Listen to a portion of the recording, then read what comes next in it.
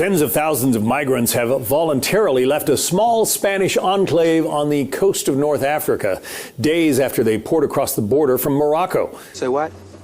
Tens of thousands of migrants have voluntarily left a small Spanish enclave on the coast of North Africa, days after they poured across the border from Morocco. Hey, listen, I know some of you guys have seen, obviously, what's going on in Ceuta over in Spain at the tip of Morocco. And you saw the massive invasion of 40, 50, 60,000 people swimming, climbing fences, doing whatever they needed to do to get into Spain, get into the European Union. And now all of a sudden, we're seeing the media that didn't want to talk about what was going on in Ceuta coming back at us and telling me all these people went home. We have so many videos of these people climbing the fences, swimming through the water, running through the streets, stabbing people in Spain. We have all those videos, but I don't have any videos of 50 or 60,000 people going home. We're just supposed to believe it. The media said it. You're supposed to believe it. The Democrats and the Libtards, they run with it. But I don't blame them.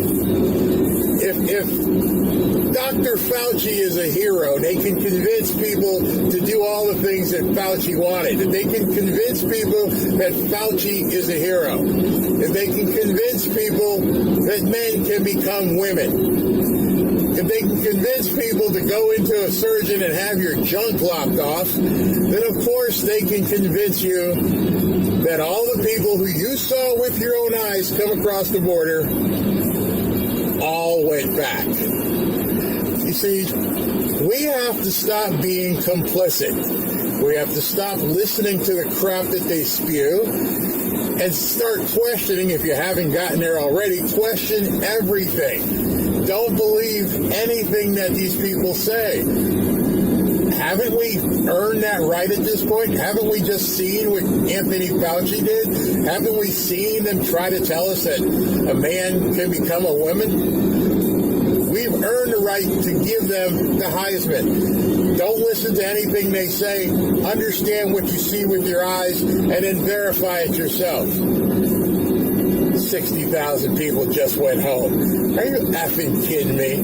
That it was coordinated by Israel or Trump. They will say anything because anything has worked in the past. Don't let it happen anymore. Ignore the polls, ignore the panicans, ignore the doomers. Keep doing what you're doing. Live your life. Stop listening to lies. That's pretty much where we are at this point.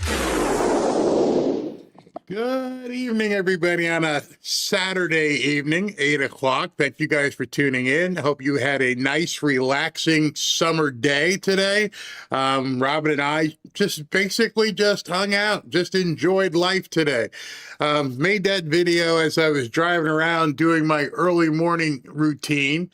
And I couldn't believe what I was hearing. I could not believe that the news finally went out and said, oh, everything that happened, they're all going home. There's no big deal.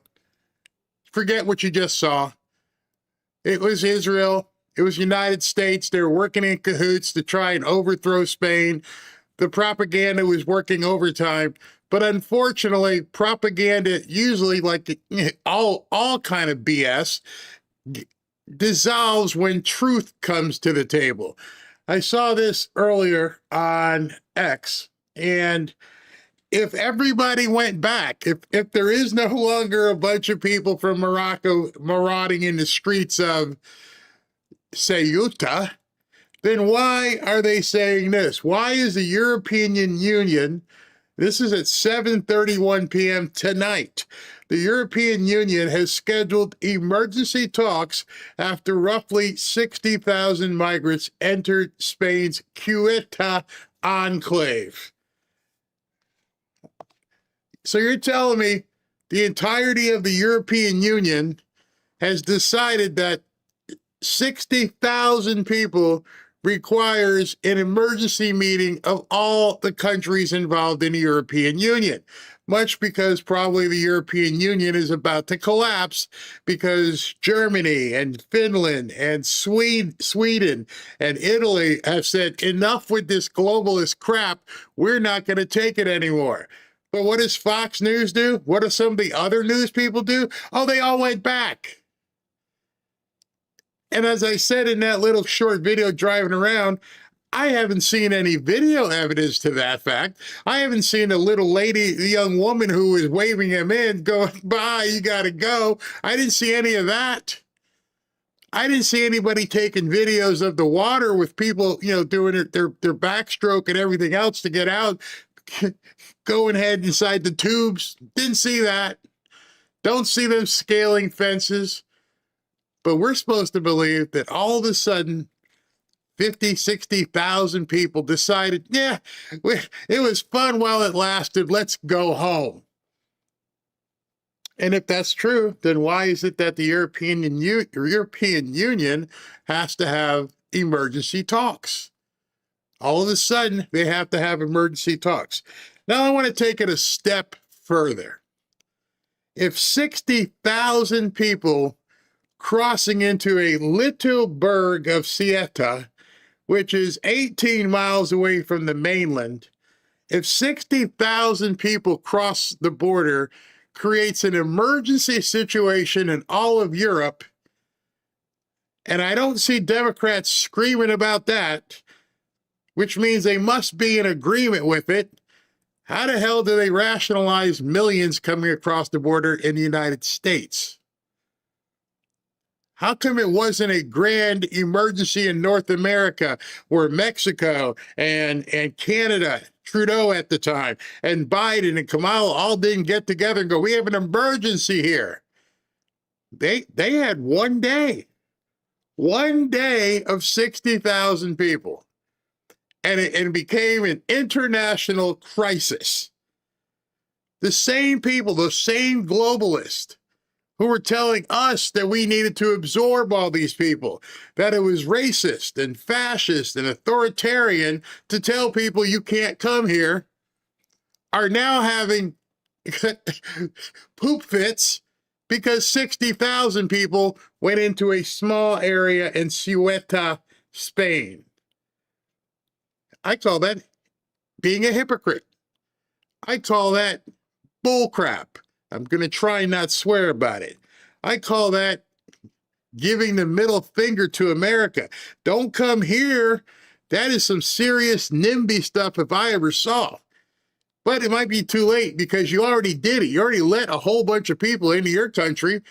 You saw what they've done. You saw what they've done to your women, your businesses, your housing. But we had millions. We had millions coming in for years, and nobody said we had a national emergency until President Trump got into office.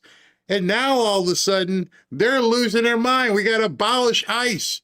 We can't round people up. We got to let them stay. Oh, temporary doesn't actually mean temporary. We got judges trying to overrule Supreme Court judges just to let all these people stay in America. Funny, you guys are having an emergency meeting after one day. After 4 years, if it wasn't for President Trump turning the spigot off and building the wall and shutting the border down, they would still be coming here. Like President Trump said yesterday, that is us if the Democrats take control. That is what is going to happen if the Democrats get back in power. And so how can it be an emergency in a little town or little burg in Spain, Ceuta, but it wasn't a national emergency for 4 damn years? Notice you won't see the Democrats talking about it at all. They don't want to hear it. You won't hear many of the panicans talk about it. You have to equate that. If 60,000, look at the numbers here. Ceuta has a population before yesterday of 80,000 people. 80,000. 60,000 came across the border in one day. They essentially doubled their population overnight. That would be the equivalent of basically 200 million people coming through the border in one day in America. And we have no idea who these people are. We have no idea where they came from. We have no idea where they've gone. Except for the ones that have, gotten commercial driver's licenses or have been deported or, are getting Social Security and Medicaid and everything else. We have an emergency. We have a national emergency. We can't call anybody. There's nobody to help us. Canada won't help. Mexico won't help. We've got to do it ourselves. We have to make sure that what you just saw and what we already have seen doesn't go into a replay. I don't want to live through the sequel. And so every single day they're out there crying and moaning and bitching about ICE. Debbie Wasserman Schultz down here in Florida, she's running for re-election in a black district. They don't want her, but what's she doing? Instead of talking to the people in her district, how I can improve your lives, we got to stop ICE. We have to do everything to stop ICE. So obviously they must be fine with what they saw in Morocco and the people climbing fences. They must be perfectly fine with that. It fits their agenda.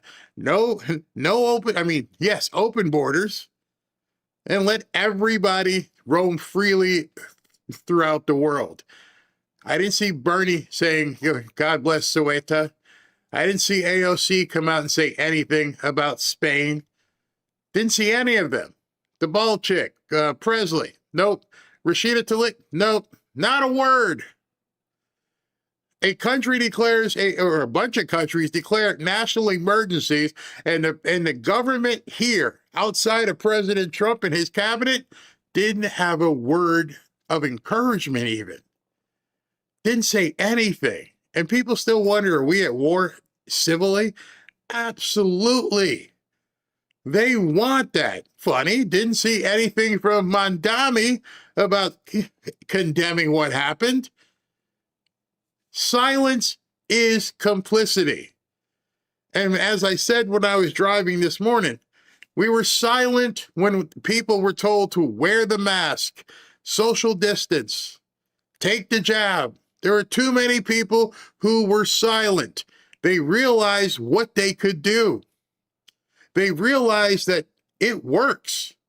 We can get a large swath of the population of America to do whatever we want them to do. Now we're probably too far gone for a lot of people. They're out there saying we're bothering Fauci. He's a national hero. Seriously? They got us to believe. They got us to believe you got to wear the mask. You got to do all the other stuff. If you take jab number 1, you'll never get sick, except now you need to take jab number 2 to really make sure you don't get sick. Oh, wait a second. Now you need to take jab number 3 booster. This one will really make sure you don't get sick. Except it was a lie. And I've been watching now, as you have, for years. And I'm watching the lies get birthed, and I'm watching the media propel and amplify the lies. And then I'm watching the nut-tired libtards who then spread it to every corner of the country and shame people for not believing the same lie that they believe. And then it just kept coming. You can't say these words anymore. Don't say this, don't say that. And we were forced into complicity.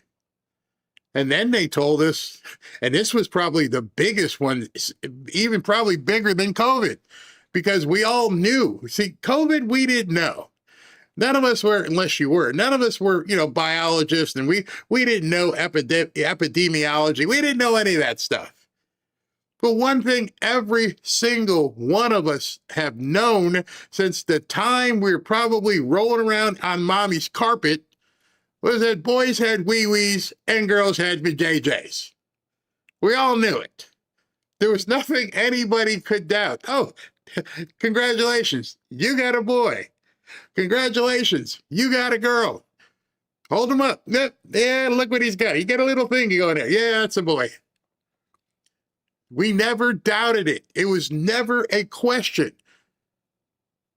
So now, after the whole thing with the jab-a-demic, then they moved into this one. I'm like, they bought that other stuff, didn't they? Yeah, hook, line, and sinker. How are we going to make this happen? We're going to have some prominent people endorse it. We're going to make sure they destroy their kids' lives. And then we're going to have the media keep talking about it, then tell you you can't even question it. What's a woman? I have a hard time defining that. When did we ever have a hard time defining what a woman is? I've been married 33 years. Ever since I've got 5 sisters. I never had that question. And now we got a ton of people in our population who have been completely gaslighted into not knowing what a man or a woman is. Robin's out watching one of her housewife shows, or I think it's called New York City Gen something, whatever.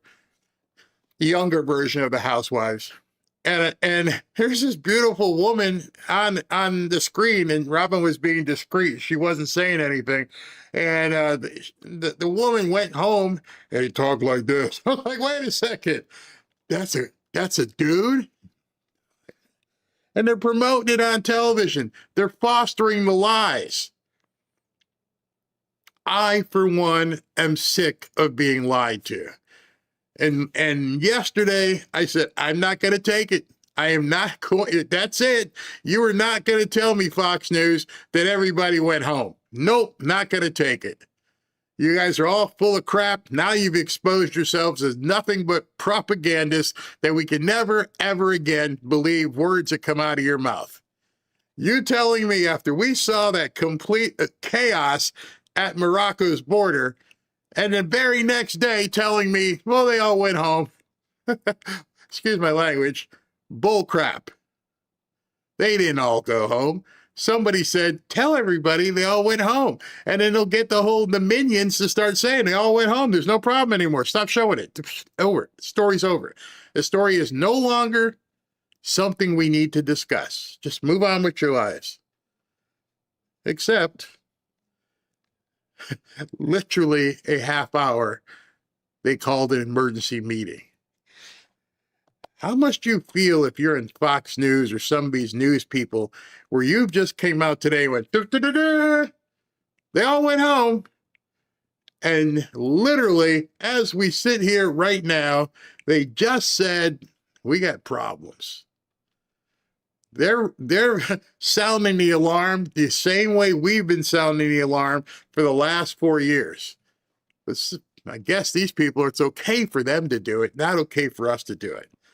I just wanted to open with that because it's a slow news day. We're waiting for President Trump to light up the skies in Iran. People have been reporting that it's imminent. I have no idea. I'm sure he's not going to tell people until it actually happens, where it starts raining bombs over there, which, maybe soon, maybe very soon, but we don't know. But in any event, welcome to the Saturday evening show. Today's going to be a little bit different because it was such a slow news day. I'm going to jump into something after I talk to SV, and we're going to move very, very quickly. Fast-paced. I don't think we'll be here for the normal 3 hours. It's up to you guys, but we're going to move very quickly through stories because I have a whole bunch of stuff to cover that I pulled for you guys so we can have a relaxed Saturday. So let me talk to SV here. What you got, man? Hey, good evening. Happy Good. Saturday. Yeah, I was at the pool chilling, chillaxing, having a good time. In case people don't know, one of the things SV was going to talk about, I can't show it, obviously, but some wild man has decided he's going to run around out in Idaho, I believe, and take a big long gun and start shooting up the parking lot. Did he go in the restaurant? What's the story so far? No. It was a Tesla charging station right next to the In-N-Out Burger. And they actually have a picture zoomed in. It's a white male. He's got wearing glasses. It looks like he's got an AR of some type. The video is some people in a car further away. They're videotaping. he goes over to a Tesla and shoots 2 shots into the. I mean, obviously someone was in there. He killed. There's 3 dead, 2 injured, and Wow. supposedly he's still on the loose. Yeah, I wonder what his manifesto is. But Tesla's, he could have gone to In-N-Out Burger. Maybe it was an Elon thing. Tesla. I mean, I'm going to go with that tinfoil right now. But So he didn't actually go into the restaurant. He actually just went to the No. charging station. Wow. he went to the charging station and lit up a couple Teslas with people in them. Oh, that smells of libtard completely. Yeah. He's Yeah. anti-Elon, but it's interesting. It's a white guy, so it's probably even a more crazy person. Oh, gosh. It's interesting. If he has a mustache, if he trimmed off the 2 edges, he looks like Hitler. I kid you not. The dude. I mean, I don't know. I pray So for anyway. pray for the Yeah. people out there, because you're just sitting there That's waiting for your car to get charged, and some idiot walks up behind, and it looked like it was pretty much, for the video I saw, almost like point blank range. I mean, with that type of a gun, a couple feet past the hood of the car is pretty much point blank. I mean, you're firing. They were Yeah. executed. Mm. Yeah. Horrible situation. And there's nothing That's you why can you got do. to keep your head on the swivel. Yeah, I mean, you got to be aware of your surroundings. I mean, you see a guy coming up with a gun, hightail it out or do something. Don't just sit there. I mean, All fight right. back. All right. All right. Anyway, So you got another one here with your boy. yes, clandestine. All right. So Tell this me has to about. do- I haven't had a chance to read this yet. Okay. He writes, let's say the Senate GOP continue to fail the American people, which they seem to be, and they don't pass the Save America Act. Do you think the U.S. military are just going to sit back and do nothing while domestic enemies conspire with foreign enemies to subvert our elections and the will of the people? I'm here to tell you that the U.S. Mil have already decided that this insurgency is over. The enemy within must be uprooted and destroyed. The decision to save this nation has already been made. It's just a matter of doing so without causing too much panic and chaos. It must be surgical. We must remove the cancer without killing the host, but it will be done. All right. So what's your I know we all want that to happen. What's your feeling on the likelihood of that happening? Insurrection Act? I'm all for it. I mean, seeing what's happening in Spain, it's kind of timing is really interesting. It's showing, look how fast, 60,000 people can, jump into a country. I mean, I saw a video I was posting in the chat. Some people were trying to cross into Poland, and within seconds, the military was right there. Big difference when you have, a border, a wall, and the military there. So in this case here, I personally think that something is going to happen, that we will have the military at the voting booths. I mean, what are they going to do to stop it? I mean, some rogue judge might say you can't do it. He's not going to listen to it. I mean, if we go back to the commies that want to be in place, we're done. We're done. That's what it's very interesting, is because I almost think it's beyond Insurrection Act at this point. When Clandestine was talking about doing it surgically and everything else, it's going to require going, like you even mentioned, we're going to have to take these judges out. They're going to have to be removed. And notice what he said. And let me put that back up a second here, because I don't know who this person is. I've never met him. But the wording really catches my eye. And the wording here is remove the cancer, is what I just saw as you were reading that. Anybody who knows anybody who's had cancer and has had to go in, and how they excise and they take out a tumor, and they take out the cancer the best way they can, or they zap it with something, but they try to not damage anything else. For us to do that, we're going to have to go in and remove the tumors of the judges who expose themselves as being cancerous to the country. And get you, Bo Asperger, and there's like 4 or 5 more that have been extremely vocal and have been doing anything they can to destroy the country.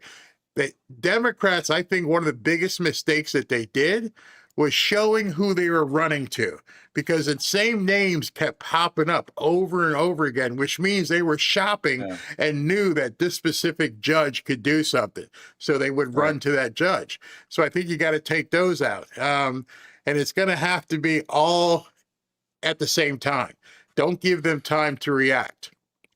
Yeah, I'm going to go one step more. I know this is probably really very tinfoil, but the media, the crazy media. The media is It's easy. I'm not at well, I all mean, concerned because at that point, it's literally pulling the plug, just turning them yeah, off. discombobulate, right? But I'm Yeah, just, I mean, it's turning them I off. mean, we did it in Venezuela. We'll do it right here. I mean, you have to because you got too many sheep out there to watch these newscasts, and they just hang on every word. I mean, look at the COVID. You just spoke about Hmm. it. People believed it. I'm seeing stuff all over the place. We've been vindicated. I mean, I knew. I mean, it was Yeah. all bullshit. I posted a video. Posted a video of. I guess there was two people in a band, and they had the mask on, but it was cut out here so they could play their flute. Yeah. Come on, man. Yeah, it was absolutely Stupid crazy. people. Yeah, Yeah. and I don't know how they got damaged, but you learn from that. You learn if you can get away with it, why not keep going? Why not say, "Hey, listen, yeah, Of course. yeah, boys can become girls, and you can go back and forth." Normal people like, no, you can't. You can physically take things away and cut them off, but it doesn't change who you actually are. No. You're now a mutilated guy. I mean, that's what you I mean, are. Severo posted I love the meme he posted. He goes, if it has an apple, it's got a banana. Come on. I mean, that's simple, right? Kindergarten cop. I love those little kids. Yeah. And boys have peepees, girls have JJs, Yeah. and you do learn it that young. I mean, so Yeah. you're telling me you're trying to change the entire brain set of people who have lived for decades, for people for 100 years, and now all of a sudden, no, we don't know what a woman is. Like, yeah, we Right. do. Absolutely. Mhm. So if they could Yeah. get away with that, I'm pretty sure they thought they could get away with this, and they're having too much pushback. And I've got a story later about it, but Okay. I was going to play something with Magic Johnson's son. Have you seen that video? I have not. No.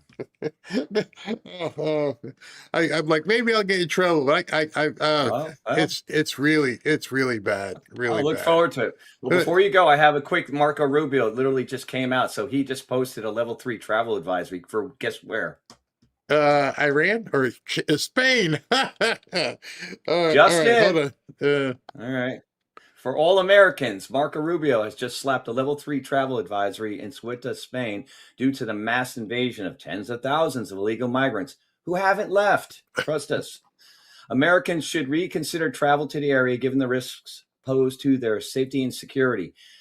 He previously nailed it. There is no effective way to allow hundreds of thousands of people to enter any country in the world and not face consequences.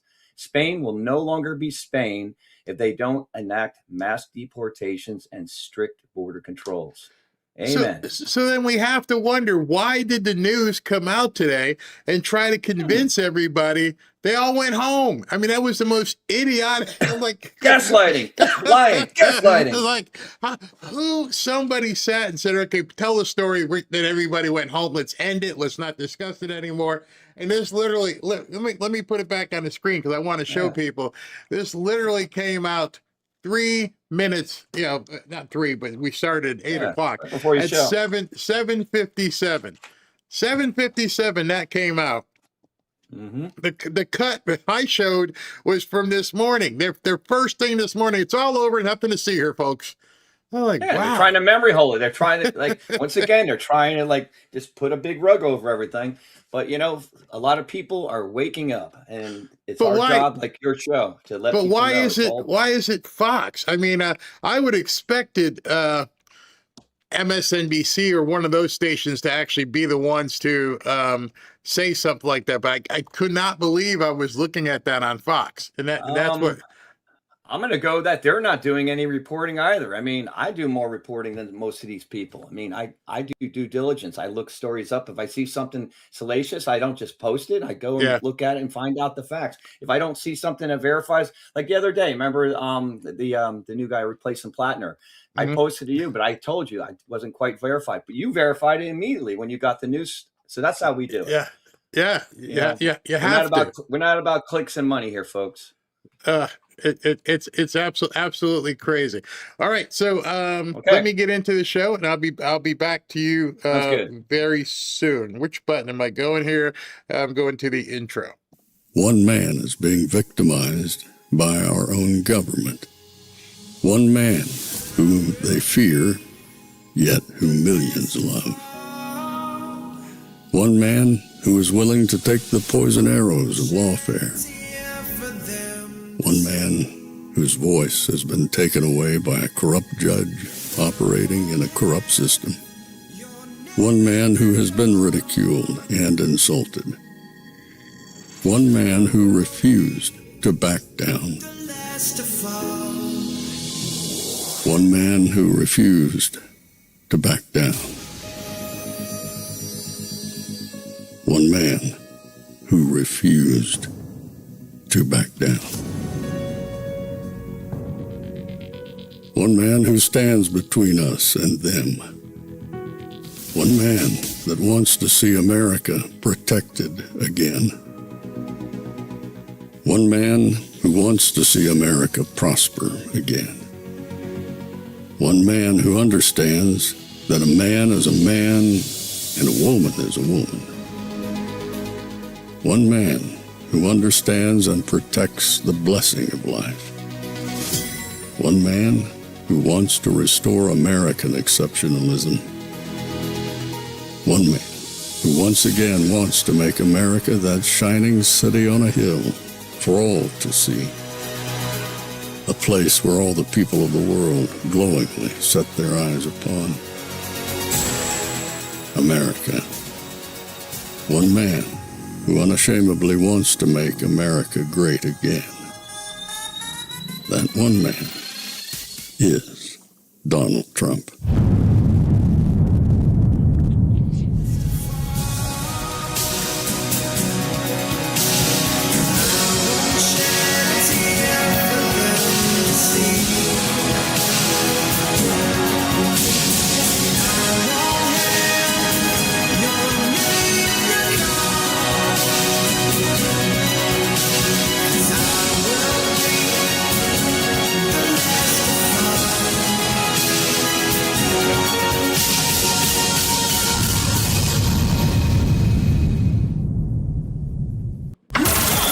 This is Fanfare with Barry Cunningham.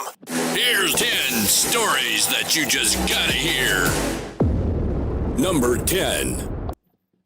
Dr. Anthony Fauci summoned to Capitol Hill again this week as Senate Republicans aimed to pin him down on COVID-era lockdowns and mandates. They didn't learn much. I respectfully decline to answer. Fauci invoked the Fifth Amendment more than 100 times. On the advice of counsel, I respectfully decline to answer based upon my rights under the Fifth Amendment to the Constitution. Let's get one thing straight. You don't have any rights under the Fifth Amendment because you've been pardoned. Senator Rand Paul pushing to hold Fauci in contempt of Congress. A pardon may protect a person from criminal prosecution, doesn't rewrite history, and it does not prevent Congress from establishing what happened. Paul saying Thursday morning if the contempt vote passes the committee, he'll send it straight to the Department of Justice rather than to the full Senate, where it would likely get killed by a filibuster. Meanwhile, Florida's Attorney General calling Fauci's testimony unbelievable, announcing his office is launching an investigation to get the truth of what happened.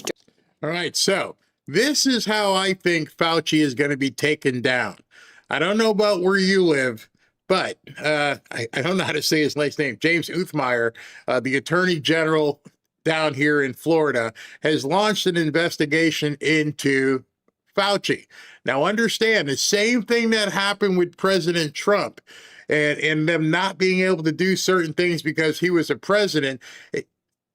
Pardons at the federal level do not mean anything on a state level. So what I think is going to happen, and I'm sure that Rand Paul is going to be sharing all this information with attorney generals of different states. Once these guys start digging in, all they're going to need is one person to come and say, I was damaged by this, and they're going to be able to put together a case against Anthony Fauci. Now, obviously, every single state could do this. obviously, there are tons of people in every single state who were impacted by what he did. This is going to be I believe this is where it's going. A no filibuster, nothing you can do. You're not going to have to go dance around with everybody else. You can go after them on the state by state level. And if you look at the data on this, July 29th, Uthmeier said that almost immediately after the hearing. And so by going after at a state level, all the people who were damaged individually, now his pardon doesn't work. That may be why he took the Fifth Amendment, even though he had a federal pardon. He knew, his lawyers knew, man, you've got some serious liability on the state level. Every single one of these states at this point can come after you individually. Florida, Georgia, Bama, Tennessee. The likelihood of all of them striking out is probably very small, especially in the red states. And it only is going to take one state to get him. If just what, I mean, I don't know what the death count was in Florida, but just imagine he would be serving consecutive life terms if any of these states can bring him down. And I think there's enough information that each state can go after him. And I'm not sure if people understood that. The pardon that Biden gave him was only at the the federal level.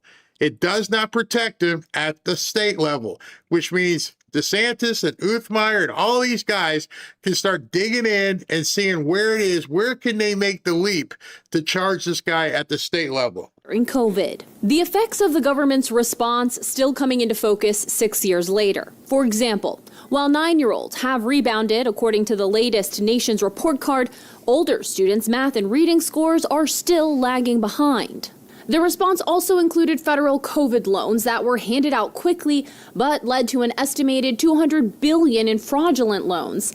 And one former CDC official has acknowledged that officials' lack of clarity in instituting lockdowns and mandates eroded public trust. What was actually happening, the kind of unstated third variable, was that there weren't enough masks. What they actually said, which is that don't wear a mask, don't wear a mask, don't wear a mask.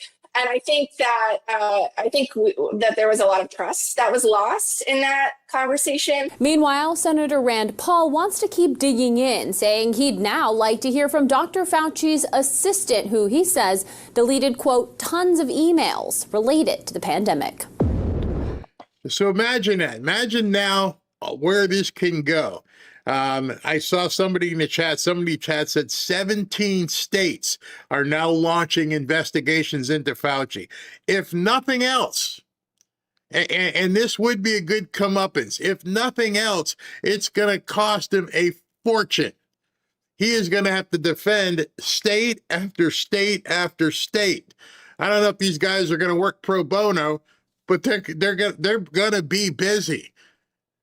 So people say nothing is happening. Oh, it's happening if you start looking and paying attention at all the different things that are indeed going on. 17, I didn't know that 17 states right now have got this guy in his crosshairs, their crosshairs. I would not want to be him. Wait until those lawsuits start getting served. This guy may look at a Lear jet and take off. At 86 years old, he's not going to want to do any time. So what do you do when you want to squeeze somebody and you know that person doesn't want to go to jail? Who is he going to give up? Well, Biden's not a big fish either, because he's one jewel cup away from kicking it too. It's got to go deeper into some of the deep state stuff. And so everybody who is like, we got to arrest him, we got to do that, understand he also is just a pawn. He could not have pulled off this stuff on his own. There's no way that little elf was the mastermind behind everything. I think still all roads lead back to Obama, who in his turn was following somebody else's orders. Number 9. We don't have a watchdog media. It disappeared.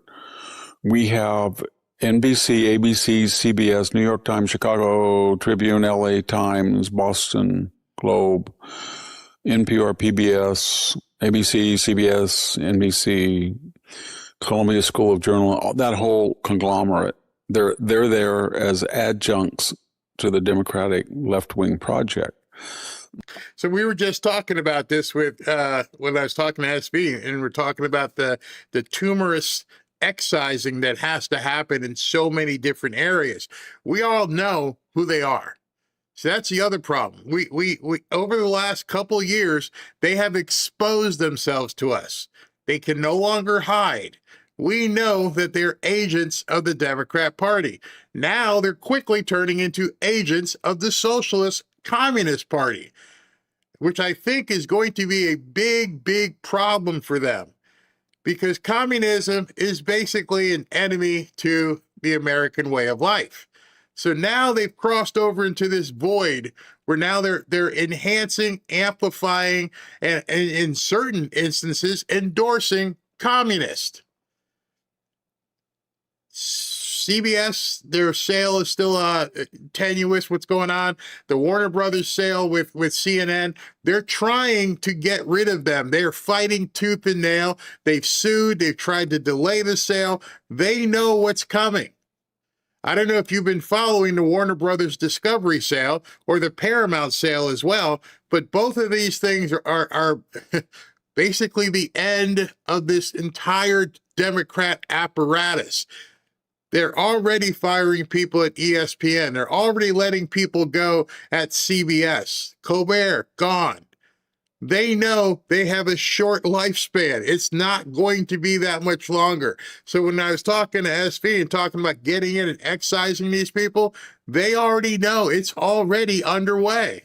The ones who aren't getting fired, the ones whose contracts aren't being renewed. You got Brendan Carr talking about, as of right now, Brendan Carr is going after ABC over The View. The View is trying to say that The View is a veritable news show when we all know it's not. So they've got a ton of problems, and it's only going to get worse, much worse. So it's August, way before the midterms. I think we're going to see some action on this stuff. So think about it. What did they give us? They gave us the Steele dossier as authentic. Donald Trump is a Russian spy. I forgot all about that. I was talking about the things that they've lied to us, that they got people to believe. I don't know how that slipped my mind. That's right. So we had COVID. We had the PP dossier. We have the whole thing with Trump's pedo. All of this came from the media. Somebody said, go say this. Okay, we'll say it. And too many people to this day still believe. Oh, you lied and tried to fix an election through that lie. They gave us Hunter back laptop. I know it looks incriminating, but it was. Oh my gosh, I forgot that one. Man, when you sit back and think to yourself, wait. So we had COVID. We had the Russian dossier. We had the fake impeachments. We had this. Women become mad. All because the media can do this. And we all know people right now, wherever you're sitting, whoever's watching right now, you know people you've spoken to, whether they're family members, friends, or coworkers, and you just say, what happened? What happened to you?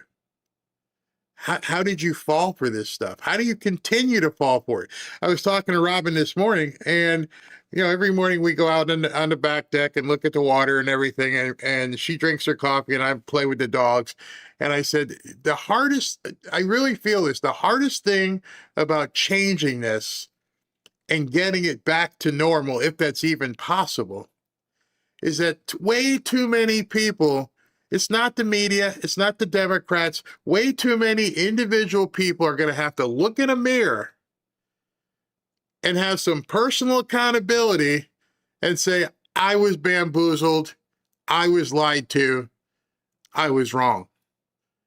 And that is probably going to be something we'll never see from most of them. At this point, you can see it in the protests, you can see it with BLM, you can see it with the hands up, don't shoot. You can see it all over the place. Every single normal person is like, what the hell are you talking about? What are you even talking about? Now you're talking about socialism isn't bad as you're making 10 or 15 million a year, and you're completely propagandizing, gaslighting so many people, and these people aren't even given a rest. See, that's the other part. It just keeps happening. The programming keeps getting pushed down their face. Every time something gets exposed, something else happens. The Russian PP dossier. Okay, they probably don't even think about it anymore because they went on to the next one.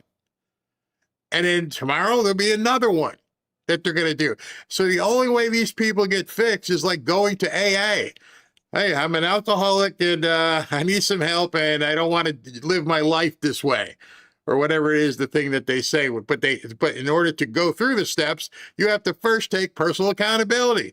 You got to sit down and allocate to everybody sitting in a room. Yeah, I messed up. I'm an alcoholic. I'm a drug addict. I'm a porn addict. Whatever it is, it starts with that. That person who had to change their life, which I find kind of odd that there are so many people who are former porn addicts, former drug addicts, former alcoholics who have to go through the 12 steps to understand they need to cure themselves, but they're so okay with, let me eat some of this stuff from CNN, not realizing it's the same thing as the main line. It's not much different. You're taking in something that's not good for you. It's full of crap. But you were man and woman enough at one point to walk into an open meeting and tell everybody in the meeting, I need help. Can they do that now? Can people that we know and family members, friends, and things of that nature, do they have it in them to walk into a room and say, I was misled. I believed all this stuff. They kept bringing it to me, and just like it was Coke or anything else, I kept taking it. I had to do it. And my life is screwed up now. I haven't talked to my father, my son, or my daughter, or whoever. My coworkers hate me. That's what it's going to take. And I don't know if these people can do it. It's cooked up in Moscow. It's a product of Russian information services. No, that was a lie. Jussie Smollett, that was a modern lynching. You know what's funny? I named a bunch, and I forgot I had this clip ready to go, and he's rattling them off. It's one after the other. Oh, yeah, the MAGAs, they beat up and had a noose with Jussie Smollett. Nope, not true. Hey, Bubba Wallace at the NASCAR race, there was a noose there. Oh, my God, these white supremacists are everywhere. Nope, wasn't true. You took it again.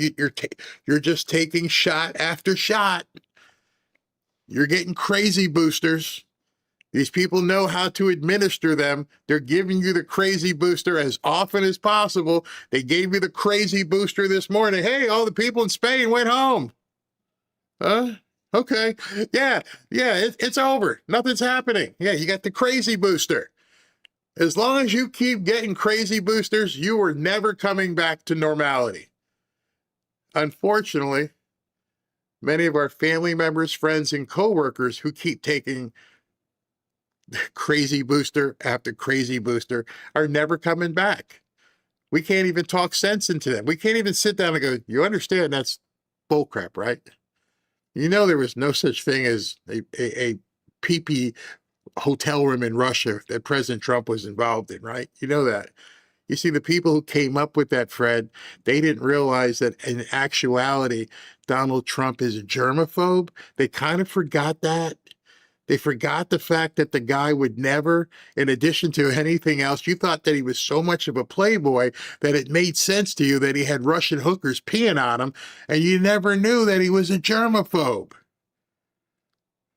Oh, well, it could have happened. No, you have to look us in the face and realize I was lied to. And now the biggest lie out there is a man can become a woman. You do realize that's insane, don't you? Where are you going? I got to get another booster.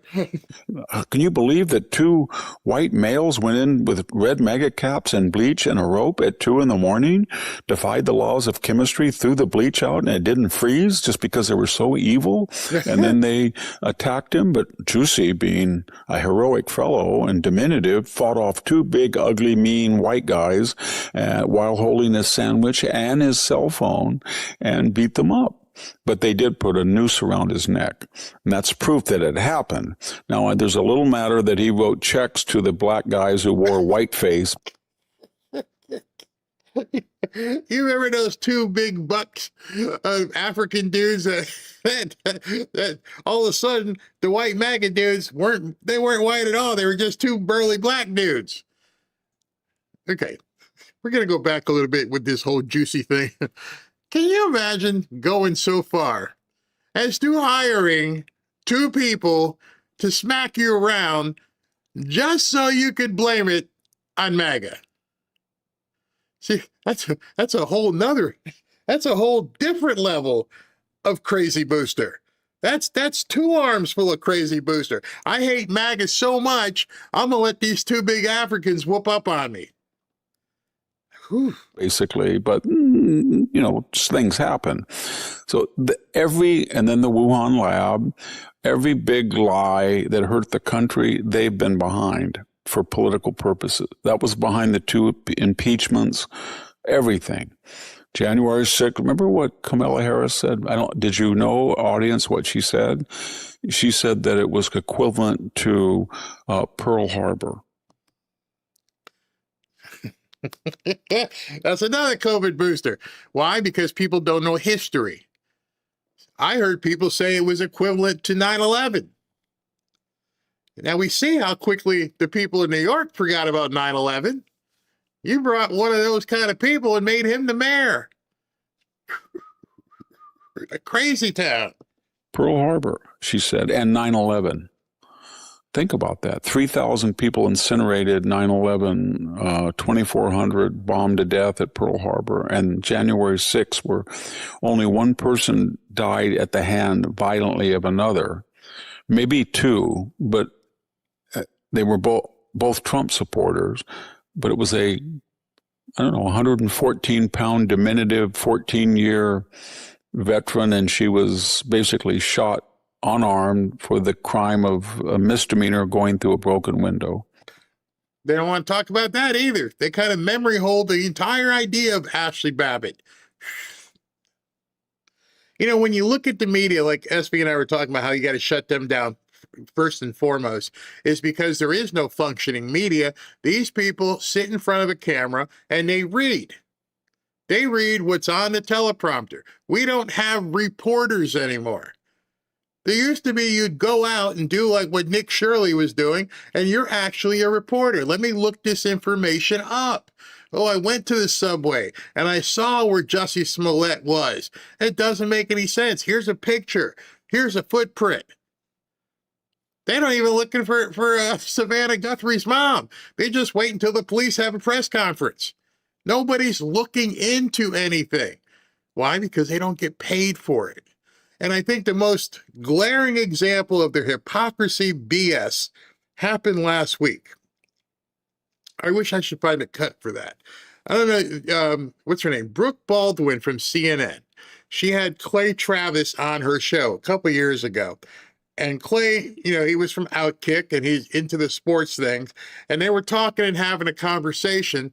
And he said, it doesn't really matter. All the guys care about are beers and boobs. Oh my gosh. Oh my gosh. Did you just say boobs? Oh, please don't say that. She freaked out. Supposedly. And then you realize it was an act. Because now the same woman, the very same woman who freaked out about him saying beers and boobs, now is writing Substack articles about her sex life in public. And I saw that story last week. If you guys haven't seen it, I'm like, this can't be real. Again? This woman's a closet sex freak. And she starts detailing her escapades with men over the last couple of months, and she's getting all kinds of clicks and views because she's talking about how she did the dirty with everybody. But yet, a couple of years ago, oh, did you say boobs on TV? Oh my gosh, we never can have you on here again. True story. She freaked out on air because he said the word boobs. And now she's basically doing soft porn. Insane. Crazy boosters. And then Officer Byrd was what? Canonized as a victim. Yeah. Who had a disreputable record of misbehavior himself. Crazy. I mean, President Trump identified it a long time ago. Many of us at the time probably didn't know what he meant when he kept saying fake news. And, I'll admit the first time I saw it, because I didn't really watch much news. Didn't watch much news at all. I mean, I was doing football and I was doing real estate stuff, and those things are, hard numbers. There's not much you can fudge, except that I saw people go crazy because I was saying that the quarterback we had was junk and they were losing it. I'm like, what is wrong with you people? Can't you see he sucks? We hadn't won a game. We're not getting into the playoffs. Don't talk to us about the quarterback. Wow. People are prone to this stuff. It's absolutely nuts. By the way, I forgot another one just popped in my head. This whole reparation crap, where you're going to tell people who were never slaves that they have to pay, get reparations from people who never owned slaves. And how? How is that even a discussion? How is it a political football right now where people are talking about reparations? All it is about taking somebody's money, which you're not entitled to, because I don't know how you're going to prove that you're a descendant from a slave. It's insane. It is all crazy boostering. Number 8. Do you think that it is fair to say it looks like the administration is going after its political opponents now and doing exactly what you say you oppose? What, Comey? Because I mean, it seemed very clear to me in the congressional testimony. I don't know, just watching it, I certainly seemed like he lied to me. I mean, I'm also wondering what an FBI director is doing, taking memos from the FBI and leaking them to the New York Times. I mean, Chris, I'm a guy that hopes that the FBI director would be keeping planes from flying into buildings, keeping our country safe, keeping the Western way of life safe. Instead, this guy is, communicating every single day with the New York Times. I mean, I'd hope a lot better, but I find it so ironic that you're literally one that's pushing back on the weaponization of government when the very same people that were coming after us, went after your brother, like hounds. I mean, Eric Trump in this segment goes back at Fredo here, and I actually feel something for Fredo. I can sometimes see he's trying to break out of the libtard shell. At times he has moments of cognizance where he's like, this is crazy. But then he settles back into saying something stupid. Oh, I love Anthony Fauci. Yeah, maybe he looks bad. But then he do another video. Just because I said he looks bad doesn't mean I said. And so now he's asking Eric Trump about what is your father trying to weaponize everything? And he's like, your father went through this stuff. Your actual father, or brother rather. Mario, yeah, a different one. Yeah. Mario was the father, and the one that just tried to win the election in New York was the brother. They did everything they could to destroy his governorship. They did everything they could to destroy his life. They did everything they could to destroy you. I sat in that same seat. The only difference is my last name wasn't Cuomo. My last name was Trump. They were trying to destroy my father. And by doing that, they were trying to destroy me, and they were trying to destroy the Trump organization. They were trying to take all our assets and strip our name off of every building in New York City. You've been on the receiving end of the very same people that I've been on the receiving end of. And so to play coy with me as if this isn't happening in the United States of America just seems ironic and foolish given what you've been through more so than anybody. Hold on a second. What did you just say that you think I'm doing? I'm at. This guy, the problem with Fredo is he gets personally upset. He gets called out and he gets personally upset. Eric's absolutely true. Your entire family went through this stuff. You guys specifically tried to get dragged through the mud and get your brother out of the race so Mamdani could win. You watched it happen just a few months ago, and he's getting defensive. Asking you questions about whether or not, if something is wrong, it is also wrong to do the same thing when you get back in power, which certainly happened the first time the administration came in. You went right after Biden, and I don't mean you weren't part of the administration. I'll get to you in a second in terms of what's going on right now. But if you think I'm playing coy, you don't know me as well as you should. Chris, I'm not playing Chris, coy. I know what happened to me, Chris, Eric. did we- I'm did- saying Chris, that and it was what is horrible what happening happened to you. now looks like what was done to you. That's what. So here's the problem I have with the media who uses this weaponization word. Because what they're actually saying is if you saw a crime, if you have knowledge that something may be untoward, and you need to do an investigation to see and confirm that there was a crime, the media and people like Chris right now are saying, don't look because it looks like you're going after your opponent. Okay, so if I have all this information that Joe, had no idea where he was, that other people were using the auto pen, is that not a crime we should be looking at? If we know for a fact that Comey was doing this and that, we should just look the other way, because if we go after the crime, then it's weaponization. If we can look at a document and see that, Big Letty in New York committed mortgage fraud, we should look the other way because she had an issue with President Trump. So my question to him, right back to Chris, would have been very simple. So when Letitia James ran on her campaign about getting Trump, did you talk to her?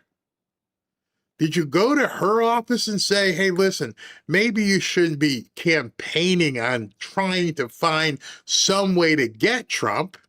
Maybe Hakeem Jeffries right now shouldn't be talking about getting Trump. You're using the word weaponization only to suit the Democrats. We have actual documents that we can read that there's a crime.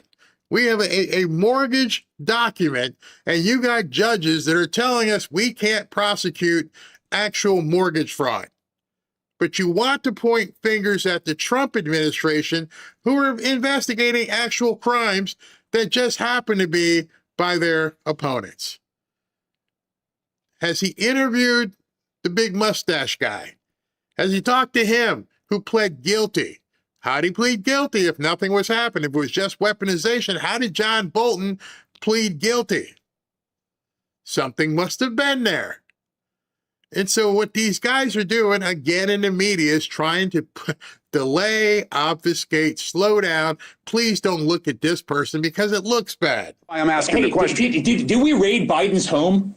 Did we try and bankrupt Biden? Did they come after us? Did we weaponize every AG and DA?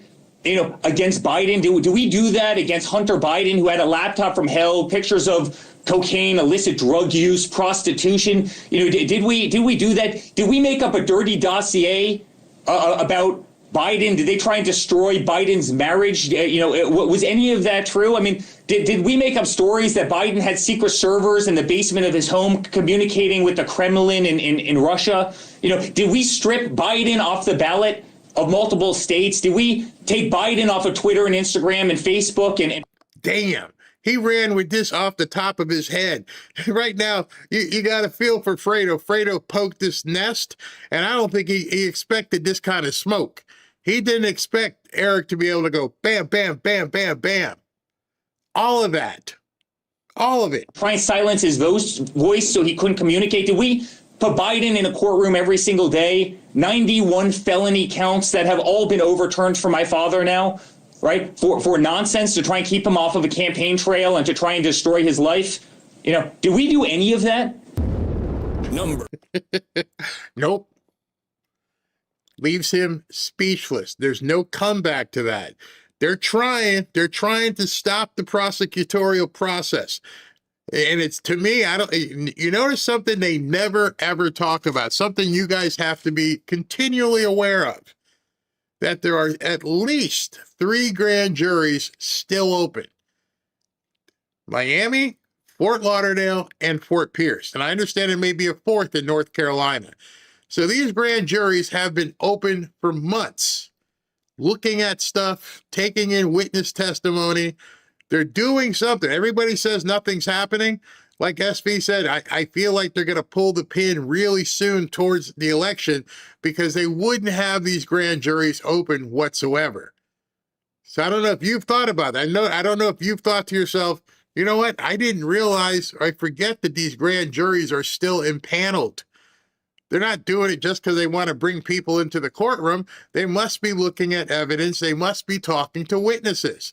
And then every time you see somebody plead, and I plead guilty, that usually means they gave something else up. But the media never talks about it. They don't have a grand jury report once a week. Nothing.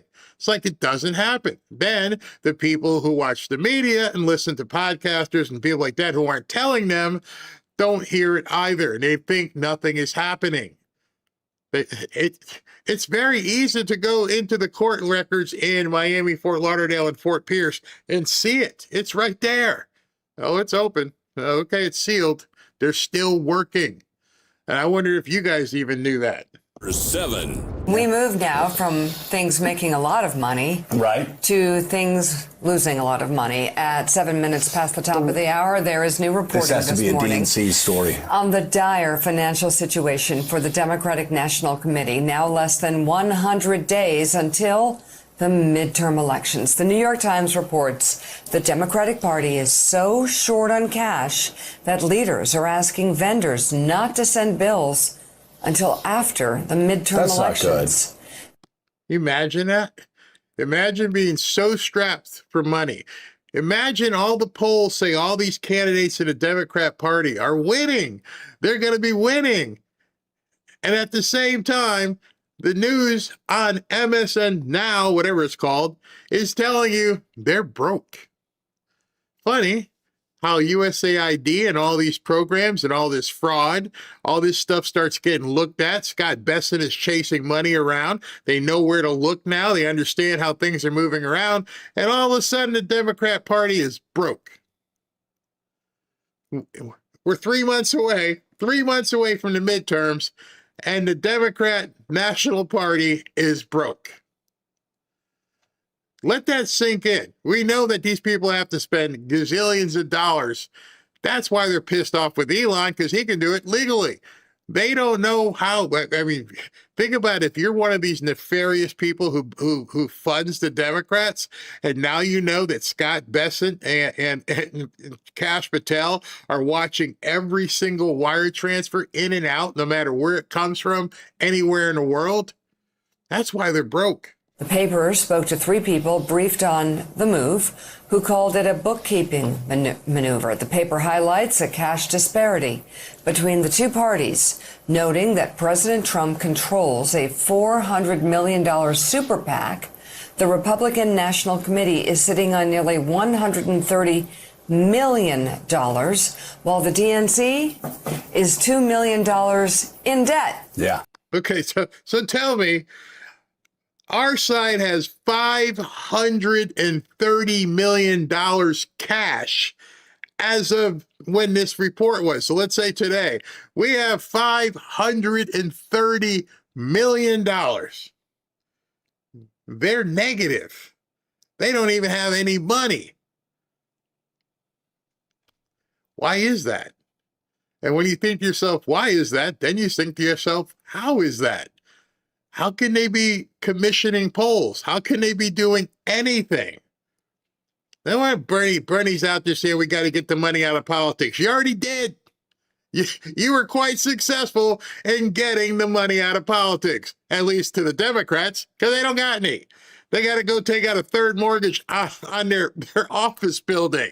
So you was very good, Bernie. You got the cash out of politics. On your side, that's why they're complaining. We're flush. $500 million in cash sitting in the bank, and you're negative. You're in the red. You're looking up out of a hole. How are you going to win? See, this is the kind of information I look at and I start thinking, and when I start seeing polls and people talking, I'm like, what do I got to do? Where's the money coming from? How you know that MSNBC and CNN, they're not going to run ads for free. Part of the reason why they jumped in the tank with these Democrats is because they make a lot of money. It's almost like money laundering. We're going to pay you $100 million to go ahead and advertise and say good stuff about us, and we'll keep the money going. By the way, that's exactly how it works. So now if you can't pay MSNBC and you can't pay CNN and you can't pay CBS, the only thing you can hope for is they talk to you nice about you during one of their shows. Thank God. I hate watching all the political ads. And that's why they take to social media, and that's why they're trying to do it. They have no money. The news outlet Notice also has new reporting on the DNC putting its physical headquarters up for collateral last year in order to obtain a $15 million line of credit this is just to so help pathetic. invest in... Do you hear Joe in the background? He's like, this is so pathetic. It is absolutely pathetic. And I'm wondering, you guys can tell me in the chat, did you know that they were this broke? And so how does that work? How does it work that they are this broke and they're still a competitive party? It's like having a football team and you can't fly people on jets and you don't have equipment. Never mind coaches and players. How much? You're $2 million. You got to go mortgage your house? Off-year elections. This is so pathetic. The paper also reports that in a peak of frustration earlier this month, Martin threw his phone at the desk of a junior aide while upbraiding the person. The phone tossing incident resulted in a formal complaint to the DNC's HR. Hold on. What's wrong with the Democrats, man? You nominate somebody in Maine who did all kinds of crazy stuff. You got another guy in Maine who's having kids with his cousin. Grand Plattner was beating up chicks. The head of the Democrat Party is throwing his phone at people. Y'all need some anger management. I'm really sure something's wrong with you people. If you're beating up on people and throwing phones at them, that's not happy to see me. That's not people in control. That's not people who are winning. You start hearing people throwing phones at people, something ain't right. Department. None of the people the Times spoke to witnessed the encounter, and there was some dispute over how aggressively the phone was tossed. See, that's the key. How aggressively was the phone tossed? Are we really in the weeds this deep? As Mr. Martin was said to have thrown the phone at the desk rather than at the aide. Okay. Oh, my God. First of all, John Heilman, I'm going to you because I know you saw Tropic Thunder. Who knew the DNC would pick Les Grossman as their as the head of their... he is Tom Cruise in Tropic Thunder. And not only that, I'm sorry, with the president's approval ratings at an all-time low, with... Who says the president's approval ratings are at an all-time low? I think I would like to use as a measuring stick the fact that there's $500 million sitting in an account. So the approval rating can't be that low because the real people are putting up money. It kind of makes those polls look kind of suspect, doesn't it? Doesn't it really make you think, well, wait a minute, how could we be up by 500 million if everybody thinks Trump sucks? I don't know which pollster you're using. Maybe you're using a certain pollster that we know. It's all bullcrap. If you look at the numbers that they do tell the truth to when they have these moments of clarity, oh yeah, they got 500 million and we're underwater. Well, then where'd the money come from? How can he be down so far? And what does it say for your ratings if you don't have any money? You got to go out and borrow from Louis and Moose. The ballot test at an all-time high for Democrats, with Democratic candidates raising money. John Ossoff, I mean, good Lord, they're raising money left and right. But they still are at this huge disadvantage because Ken Martin is, get this, when Democrats should be doing better than ever, Ken Martin is mortgaging the DNC to be able to pay bills. I'll say that again. You have a DNC head that is mortgaging the building. So I don't think they wanted MAGA to see this. Anybody with any sense right now would understand what he's doing. He's pulling the 4-alarm fire. We got a dumpster fire in the lobby. There's something wrong here. Joe Scarborough, if he knows anything else, he knows money. All these politicians, they know money. And so right now they are pulling the fire alarm going, oh, hell no. This isn't, they know the numbers aren't true. Numbers speak in your bank account. Numbers, when you look at it, you're like, we got to go mortgage the building in order to spend money and pay people. We are a dead party. You're dead. Watch when they get foreclosed on. Because you know whatever they got, what if it was at 15 million or something? Watch what happens when they blow through that and can't pay for their office buildings. He can take out a loan, and when he's not doing that, the New York Times reports that he's going full, and you never go full Les Grossman, but he's gone full Les Grossman, throwing the phone at the desk of... You don't want to go full Les Grossman. Hey, you don't want to go full Les Grossman. No. Baby, you never go full Les Grossman. Okay, even I know what you're talking about, Scott. You guys know what he's talking about? See, again, they take it from our language. We're not allowed to talk about it. The movie Tropic Thunder could never be made today. We could never go to a theater and see that movie ever again. It's gone forever. Lex Grossman, played by Tom Cruise in a fat suit, and Robert Downey in blackface. And Robert Downey is talking to Ben Stiller, and he looks at him, he goes, hey, man, you went full retard. You'd never go full retard. Now, I'll be amazed if I get in trouble for saying the word retard. We're in big trouble, but they couldn't say it on television.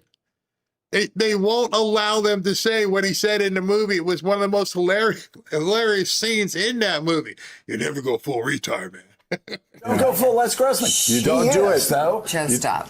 Can I ask you this question, though, about Democrats? Okay, If a Republican had raised no money like 3 or 4 months ago, this is not a new story. 3 or 4 months ago, I was asking people, why does this guy still have a job? I don't know Ken Martin.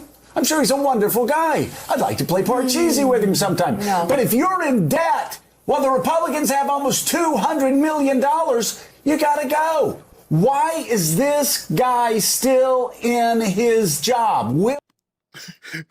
I don't know. We're just going to make some popcorn and let you guys talk about it, okay? Because, damn, you got no money, and you're trying to wage a political campaign against arguably the most immutable force ever in politics, and you have no money. You're going to try to take on President Trump and MAGA, and you have no money. Good luck. Democrats once again snatched defeat from the jaws of victory. Is that possible? What a Democratic thing to do, to say, well, if we lose, if we hand full ultimate power, autocratic power over to Donald Trump over the next 2 years, instead of taking control of the House of the Senate, which we should do if you look at every single poll that's out there. But that's just it. Every single poll that's out there doesn't mean crap, Joe. You guys in 2026 are keep using the same old stupid stuff. It wasn't until I had a couple interviews with somebody where I looked at polls completely different until I was able to talk to, at that time, what might be considered a prominent pollster. And I started asking the important questions, and many of you guys saw. I'm like, well, so you guys just making this shit up? Because I don't understand what you're talking about. How can you poll this when you don't know that? How can you poll that when you don't know what's going to happen tomorrow? It's just constant. And so even watching these shows, we're like, this polling so bad. All you have to do is say, who did the polls? The biggest poll that people should be looking is at money. That's why a lot of people at this point are starting to look at Kalshi because Kalshi people are actually putting their own cash up and they're betting. And they're betting on something happening. So they're actually got skin in the game, not some pollster. Well, then we'll change this bureaucrat that nobody's heard of or nobody knows. Republicans, let me tell you, Ken Martin right now would be flipping patties on the back grill at the Capitol Hill Club. There's no way Republicans would keep a guy like this who had his party in debt still running that party. It's not a close call. How does this guy have his job? And if Democrats don't get rid of him right away and put somebody like Rahm in, somebody like Rahm, that a lot of people in the party hates. But Rahm knows how to win elections. And I know that for some people that just doesn't matter. But Rahm knows how to fight, win, and raise money. Get him or somebody else that's done this before who knows how to win, and get the phone throwing Les Grossman guy. Get him flipping patties at the DNC fundraiser next week. Oh, it's Saturday night. It's 9:20, and some of you guys have got to be feeling good. You've got this. If you hadn't heard that before, now you're hearing this, and you're like, wait a second, what? This is a freaking clown car. The entirety of it is, and at the same time, where I pull whatever little hair I have left, is there are Republicans who see this stuff, who understand that these people don't have any money, who understand that they're not competitive, and they're fighting themselves. This is probably what's most frustrating to me, is because, as I've mentioned, we are on the precipice of being able to eliminate the Democrat Party. Not beat them, eliminate them. Much to the chagrin of people like Morning Joe, we could annihilate them. Just completely eviscerate them from being a formidable opponent for decades. And we got people on our side fighting against it. It's like being on an offensive line and not blocking, even though the people on the other side are 150 pounds. You can just steamroll them. Like, go ahead, go get them. It doesn't make any sense. It does. Hey, never go full retard, okay? There you go, full retard. Oh, that's what it's good for them, is that the Republicans are doing the exact same thing. They are going full retard. How could we not be just blowing out the filibuster? How could we not be doing the Save America Act? You're right there. And the frustration that I have, and I'm sure many other people have, the more you see this complete clown car riding in circles, you're like, why are you guys not, why are you not taking them out? Oh my gosh. Oh my God. You saw what I sent you earlier from MTG, that whole group of crazy people, they're creating their own little uniparty. Are you're gonna bring that up on one of your shows? I'll bring that up tomorrow. I don't even like talking to these idiots. Yeah. I have an update on the shooter. So the shooter was deceased. Now the video I can't show the video, but you can show the words. Okay. Oops. Yeah. No. Hold on. I can't. Don't show that. Okay. Take it off. All right. I will describe. I will give you a context. So that video you saw was a civilian who a lot of people pack obviously in Idaho. So he came out to engage the shooter, which probably saved a bunch of lives. He's being hailed as a hero. The shooter is confirmed as deceased. There is a video I can send. Let me give that to you real quick. No, don't send it, because if they don't like dead bodies either. So no, it's the guy's reporting on it. The police. Oh, okay. It's just a 20-second clip. So just give me a second. But so a civilian, a good guy with a gun, took him down. Well, no, that has not been confirmed yet. But let me. They don't know who or how, but he is deceased. I'm sending you the Nick Sortor 20. Well, I'm looking at the tweet. The tweet you sent. It said hero is being praised after he got out of his car and took out the shooter. Well, I don't know if they took it out. He engaged him. Looks like he had a silencer. He engaged him, which prevented him from. Wait a second. He's walking around with a silencer. Oh man. Well, I listened to it. It's like. It looks like the darn gun that the citizen vigilante had. These guys are packing in Idaho. They mean business. Did you get yeah, you got it. Let me download this real quick and see what they have to say. I've been asking Grok. He has not been identified. I keep asking to see who he is, but they're saying it will come out in the next couple days or whatever. I'm sure we'll hear. It's going to take days. Right. He obviously must not be MAGA, otherwise they would have already came out with it. So this is the sheriff or somebody talking here. I believe so. Yeah. It's going to take me a second to go ahead and make sure the volume is okay because people tape, but I'll get it going. I can also reassure the community right now, we believe that the threat to the community is over. The suspected shooter in this incident is deceased. He was nearby on the scene there, and we are working to try to ascertain his identity and the motivations behind that. We'll be able to figure that out in the next coming days. We're marshaling resources from across the state and literally. All right, so he's down, and they don't even seem to know how he's down yet. So he's been taken care of, thankfully. You know, it's interesting when it first started. The news immediately said there were 2 shooters because the other guy was. They thought he was also a shooter. It was actually the guy that took him on. So when this stuff happens, it's so fluid, right? You have to wait until the details kind of sort it out. But no, he's being hailed as a hero at this point. I'm sure we'll find out who he is as well in the next couple of hours or so. Yeah, they never want to wait. They want to be the first ones to bring stuff out and do all that stuff. So I'm looking at your next story here. I just brought this clip in. Here, let you go ahead and set this up while I get the sound looked at. Go ahead.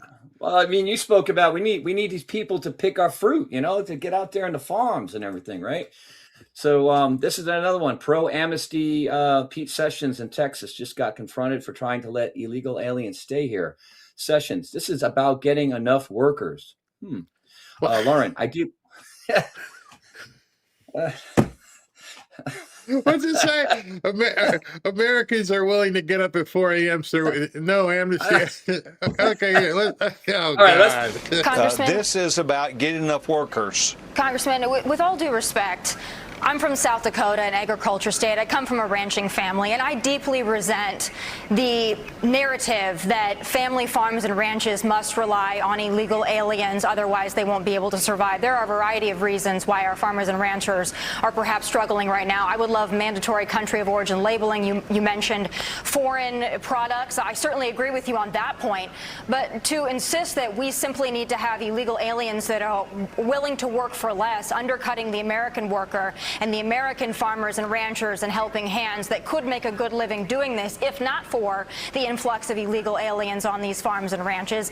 I'm sorry, but I deeply resent that. What do you say to the family farmers and ranchers who have a legacy of doing it the right way, who don't hire illegal aliens, and find your comments to be a little offensive to them? Well, first of all, you're the first person that's met that ever stated that. The bottom line is we have tens of thousands of job openings right now in the state of Texas. We cannot fill them. It is hard work. It is getting up at 4 o'clock, and it's living in the right areas. And we have Americans many are willing people. to get up at 4 a.m., sir, with all due respect. Okay, I'm going to turn it to my colleagues now, but I just deeply resent that assertion. Good. Like I said, we're at the 1 yard line. We could win this thing, and we got idiot. Oh gosh! Hey, Barry, what happened? That guy lost all his teeth. I mean, what the hell? Let me tell you something else that not enough Republicans say, and everyone talks about how groceries are more expensive. One of the things, and this might be too expensive, or that might be too expensive. One of the things that people don't mention is that if we're getting the illegals out and more Americans are taking their jobs and we're having to pay Americans actual wages instead of giving you an extra head of lettuce, if you're paying people more because they are Americans, then it is going to cost more. And I'm not sure why that has not been spoken to people. Yeah, you're helping Americans have the wherewithal to do jobs. We're not paying them the slave wages. They're actually getting paid, which I thought that's what Bernie wanted, but now they don't talk about that nearly as much. They just talk about it's too high. Well, it's higher because we have Americans working. If this guy, they won't get up at 4:30. Well, then they ain't. Right. Then they don't get a job. Somebody else will take it. I actually gave her a lot of that was refreshing to see a reporter give back some flack, like you said, if you go up to DC, I'm sure you're going to go, well, let's ask some tough questions. Yeah. I mean, yeah, that was refreshing. Usually they just take it and move on to the next story. We need more of that. And the idiot, I'm going to call him idiot. I don't know him, but coming out, and his only response was, "I've never heard that before." Then you're talking to the wrong. Good. You're talking to the wrong people. If you're talking to people who think like you, if that's the first time you've heard that, that's absolutely ridiculous. Got to primary this guy. He looks like another Mike Pence. Oh my gosh! All right, so let me know if you hear any more about the shooting, and we can finish that, and I'll take a break and get right back into it in a little bit. All right, see you in 90 seconds.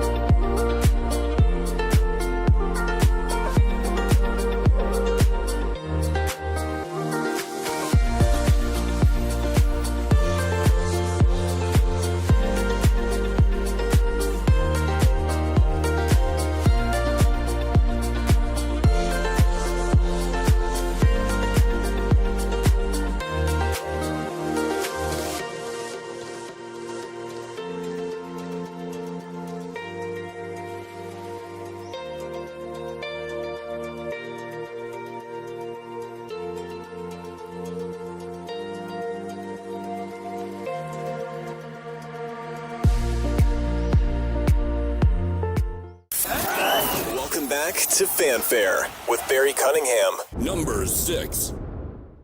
The Democratic Socialists of America, are they a problem for the Democratic Party going into midterms, or an asset, or neither? Well, I think they're a problem. I mean, I think pretty clearly they're a problem. I think they're mostly urban-oriented. I think they're way further to the left than the average Democratic voter. But yeah, I don't have any, I guess they are a problem.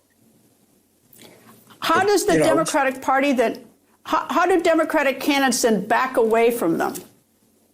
Well, I mean, they have a right to run. I wish they wouldn't use the word Democratic if they're so adamant that they're not Democrats, and think of a new word. Why do you want to play, and why do you run in our primaries? Go do your own thing. Because they're taking your money. They're taking your money. They're taking your infrastructure. They are basically bacteria. They're amoeba running on your back. And too many of the people in your own party want this big tent of losers put together because they're hoping it just puts them in power and they'll be able to, couch and keep these people in place. That's the problem, James. You're making sense in this regard. Why are we letting them into our party? Let them go run their own party. We just love sitting back and watching this train wreck as they come in and they start to do some Pac-Man stuff and want to eat the Democrats. AOC is already talking about primarying Schumer. What's the guy from Michigan? Ayub, whatever his name is. He's talking about getting rid of Hakeem Jeffries. It's your problem. You guys went into the laboratory, you built this Frankenstein, and now you can't control it. But anybody can run. There's no internal enforcement mechanism that tells people you can't describe yourself as a Democrat or a Republican or anything that you want to. But I think these people are extremely naive. I think that a lot of people that follow them don't need to listen very closely to what they said and what the ramifications it is. But we'll see. But we've got all these tremendous congressional candidates and everything else, and we got to see how they do. But sometimes when a party is growing and getting ready to have a big year like Democrats are this year, a lot of people want to latch on and be part of the parade. I don't want no part of that parade. We're just sitting back and watch them. And it seems like he's the only one that's on the platform telling people this isn't good. So they're not listening to him. They consider him the old Cajun. He's down from New Orleans. He's old boomer. He doesn't know what the hell he's talking about. Good. Keep ignoring him. Keep telling him he doesn't know what he's talking about. Keep bringing in these socialists. Take in Michigan. Now, Al-Said is highly competent, but he's way left. I see challenges from the quote, progressive left, unquote. And these people are too hard-headed to know that they're not popular. People don't like them. And but if you get a skewed turnout in a primary, you might end up losing a race that you should have never lost in the first place. When you say progressive left, you sort of, there's a tone of contempt there. Yeah, so you were very wise. I hope the camera was able to pick up the contempt. Yeah, he's telling them they don't like you. We're Americans. We're not some third world country. We do not want socialism and communism. We have too many people who lived through it, escaped it, not to want it to happen here. And the only reason these people are seeing any prominence is because there's so many young people who've been completely duped. I mean, I saw a video this morning about some young girl was talking about taking over the means of production. I was going to show it, but it would insult your intelligence. She had no idea what she was talking about. None. We're going to take over the means of production because if I can make a pen for 10 cents, it was crazy.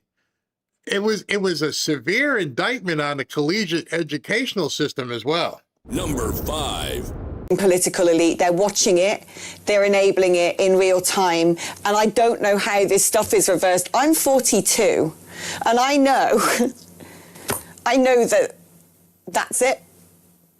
That my country, my continent, my civilization, my freedoms, my way of life, my safety, my ability to walk around the streets where I grew up freely, I know it's over. Can you imagine that? Can you imagine feeling, she said she's 42, and seeing this stuff and understanding, obviously she must be in England, so she's seeing the same stuff happen where she is, maybe Australia, and realizing at 42, I have no future. I can't walk around outside. I can't go anywhere. I'm a prisoner in my own home, and I'm watching it again. I'm watching it happen in Ceuta. I'm seeing it, and nobody is trying to stop this. Nobody is coming to help. And also, I'm pretty sure in the back of her mind, she's like, I live in a country where they don't allow me to have a gun.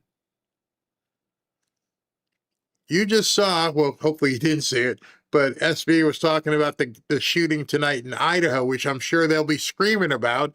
But in any event, somebody took the bad guy down. Imagine you live in a country where you don't have that opportunity. Somebody kicks in your front door. Somebody climbs in your little girl's bedroom window. Somebody doesn't allow your girlfriend or wife to walk home from a studio, and there's nothing you can do about it. It was so weird watching Citizen Vigilante and watching that movie because it's her life. She's living that right now. You are completely prey. There's nothing you can do. You were small, diminutive women. Maybe you can go learn karate or something. Maybe take some martial arts, but you can't defend yourself. And your government is looking the other way. Your government is just waving people in. And so she's breaking down and crying on air. I know it's over because of what's going on and what's happening. And we're watching it in real time, and this is war, and this is being conducted by hostile states, and I cannot wrap my head around how we have a government, and frankly successive governments, not just in the United Kingdom, but across the West, of the left wing particularly, who for some reason that I just cannot fathom, at the very least, are turning a blind eye to this. I have asked that, Robin. We've had conversations. Why are people just looking the other way? I could understand if the entire government was Mamdani types. If they were from the Ugandas and somehow they got in power and they ran the entirety of the government, I could understand at that point. But why are we looking at people in different states who aren't from these third world places, yet are bending over backwards for them? Is it just for the votes? Is it just the only way they can win? Are they so morally bankrupt, as bankrupt as they are in their bank accounts?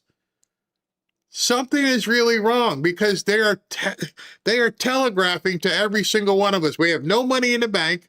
We had to mortgage our building. And the only thing we can do now is hope these socialists can bring in enough young people, because they don't have anything that real people want. And we're supposed to believe that we're in some sort of contentious election when you're telling me the only reason you're supporting this crap is because you can get them to vote. So they are telling us without any equivocation, we got no money and we got no voters. If we can't get people to give us money, if we can't manufacture voters from other countries, we're done. And so President Trump and MAGA, right now, we are an extremely huge obstacle to their future. We are an impediment to their continued breathing of life as a party. Because if we stop the illegal voting, if we stop the people coming from the border, and we get rid of as many as we can, and we choke off their money, they got nothing. And this lady she's talking like any one of us would. At worst, they're actually complicit. I don't know. What is going on? As you can see there, Alex, all of these are young males. And you're absolutely right. Do you remember the day a couple of years ago when Yvette Cooper said, oh, no, she would take in some illegals? Well, I don't quite remember her taking in any. And this is a real disaster for the whole of Europe. Do you know the one thing that many Remainers mistake about people like you and I? They think that we don't like like Europe. Well, we do like Europe. I love Europe. We love European I want countries. Europe to remain. That's right, absolutely. What we don't like is the European Union. And that was one of the big things that started them going downhill, is they gave up their sovereignty and just became this conglomerate of countries run by a central currency. It was a big mistake. That's why they wanted to do Brexit, and they couldn't get it done. And now they're stuck in the European Union, which wants and is facilitating all this insanity. I don't know why in the other countries they need it. I understand what the Democrats here want because they need the votes. I don't know why they need it in all these other countries. I don't know why they need it in Sweden and Spain and England. I don't know. Do they not have enough people in their own country that are willing to vote for the things that they want to see happen? Is the globalist ideology so screwed and so warped that they realize that normal people will never agree to it? Probably. thank goodness the British people had the common sense in 2016 to vote to leave the European Union. Of course, the political masters did everything they possibly could to have kept us in one way, shape, form or another. But Andy Burnham does need to make it absolutely clear that we will not take in a single person of the 49,000 that are entering this Spanish enclave. We should take note. So as you're watching this, going back to the initial part of this show, I'm still waiting for anybody to post videos of these people doing all this in reverse. I mean, maybe I'm supposed to hit rewind and just see everything in reverse, because they said everybody went home, but nobody's got video of it. We had video of them doing all that, climbing fences, swimming around in inner tubes, but I don't see any videos of them all going home. They're all gone. They all left. Nobody of anywhere, not of this 49,000, but anywhere. We need to declare a national emergency. We've learned that IRGC have shipped operatives in. We know this. The counter-terrorism czar, Robin Simcox, told the previous government, Rishi Sunak, that guess what? Guess what? Terrorists use illegal routes. Well, of course they blimmin' well do. Of course they do. I have it on good authority from people within the intelligence community that caches of weapons are dropped over the edge of those boats, and at night, they've got trackers on, at night with GPS, caches of weapons are being picked up in the channel and brought to shore. That's the way a lot of weapons got shipped into Gaza. All right, so she's talking about the underground importation of weapons, while there are people, you can't even post anything on Facebook or X without them coming knocking on your door. Did you post this? Yeah, we're gonna have to put you in jail. Hey man, there's people climbing fences. There's people getting narcotics. There's people getting guns, and you're coming after your population for social media posts. I have it on great authority from people in the intelligence community that among the people who have broken into our country are 500 jihadist trainers. I have it on good authority from people in the intelligence community that we have so-called summer camps happening around the United Kingdom, where young Muslim men are being taught how to do parkour, you know, running in and out of buildings. They're being trained in paintballing, you know, firing guns, and trained in flying drones. I don't think that sounds like a summer camp. I think that sounds like a jihadist training camp. And guess who's been telling the UK this? American intelligence. Mm-hmm. Okay, now we're getting somewhere. You're getting the information. You're understanding you basically are under siege in your own country. And unfortunately, you don't got any weapons. You know, it's funny. I see SV and Roaring Rage and Severo and how they're having to fight trolls. You also have to wonder, why are there trolls? If everything is so good on your side and everything is going to be completely copacetic, you're going to win, why do you bother coming to our videos? What are you trying to do here? You're trying to dissuade us and drive morale down. Well, why would you just be cheering? Why don't you go on Midas Touch and just clap and be happy? And everything's so fine because you're broke and you got no candidates that make any sense. And we can see it. That's the problem. That's what they hate. The fact that we come together as a group, we can see what's happening. I can help to show you some of the stuff that's happening, and they don't want people seeing this. No. And nothing's being done. We are living through in real time an Islamic invasion into this country is going to end with blood spilled in our streets. And I don't understand that the Prime Minister isn't talking. I don't know if has Kemi Badenoch said anything today? Is she piped up? Number 4.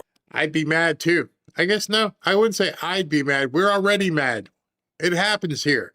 It happened for 4 years. We watched it every single day on certain news channels, and we're just watching these caravans. And we're like, what in the hell is going on? And now every single day, there's some Democrat somewhere talking about abolishing ICE. They don't want any enforcement.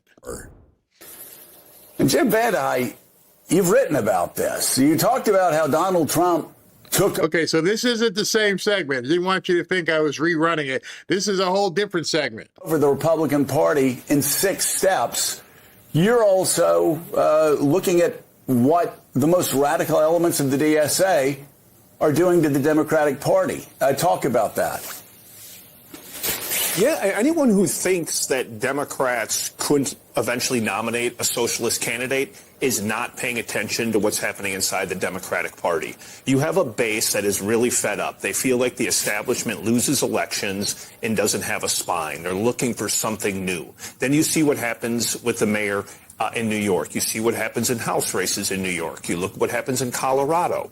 You look to my home state of Wisconsin, where Francesca Hong, who is a DSA endorsed, a DSA believer, is now the leading candidate to get the nomination for the Democratic Party in that state. Something is happening. These ideas, or at least some of those ideas, are starting to resonate with the base. More Democrats have a favorable impression of socialism than capitalism.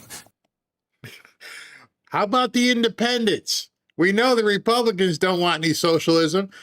The independents don't want it either. So you guys are catering to a so-called base that won't allow you to win.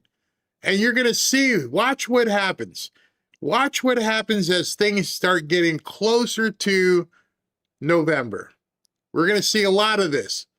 they are going to start pivoting away from talking about their socialist ideologies.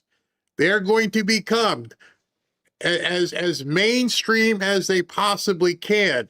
They're going to try and hide these wolves in sheep clothing. They don't want you to see the fangs on Dracula. And so all of them will become very, very placid. Oh, we're here for the working class. We're here for this. We're here for that. But the problem they're having, and the problem that's not going to go away, is the leader of what they're doing isn't Bernie. The leader is Mamdani. And the stuff he's doing, he is not going to slow down an inch. He is going to keep driving this socialism stuff, and they won't be able to detach themselves from it. One of the things these people have, I guess, prided themselves up until this point is they tell you exactly what they're thinking. They tell you what they want to do to you. They're not hiding it. And now all of a sudden you're going to see some prominent Democrats go, okay, well, you got this far. Now you need to pivot and become, appealing to people in the middle. Like, no, we want to take them out. We want to take you out. On Tuesday is the primary for the Democrat Senate seat in Michigan, with Al Sabab running against Haley Stevens. And right now, Gretchen Whitmer, she's trying to get the woman who is not completely bat poop crazy to win, but it's going to be a dogfight. I'm not sure which one will win.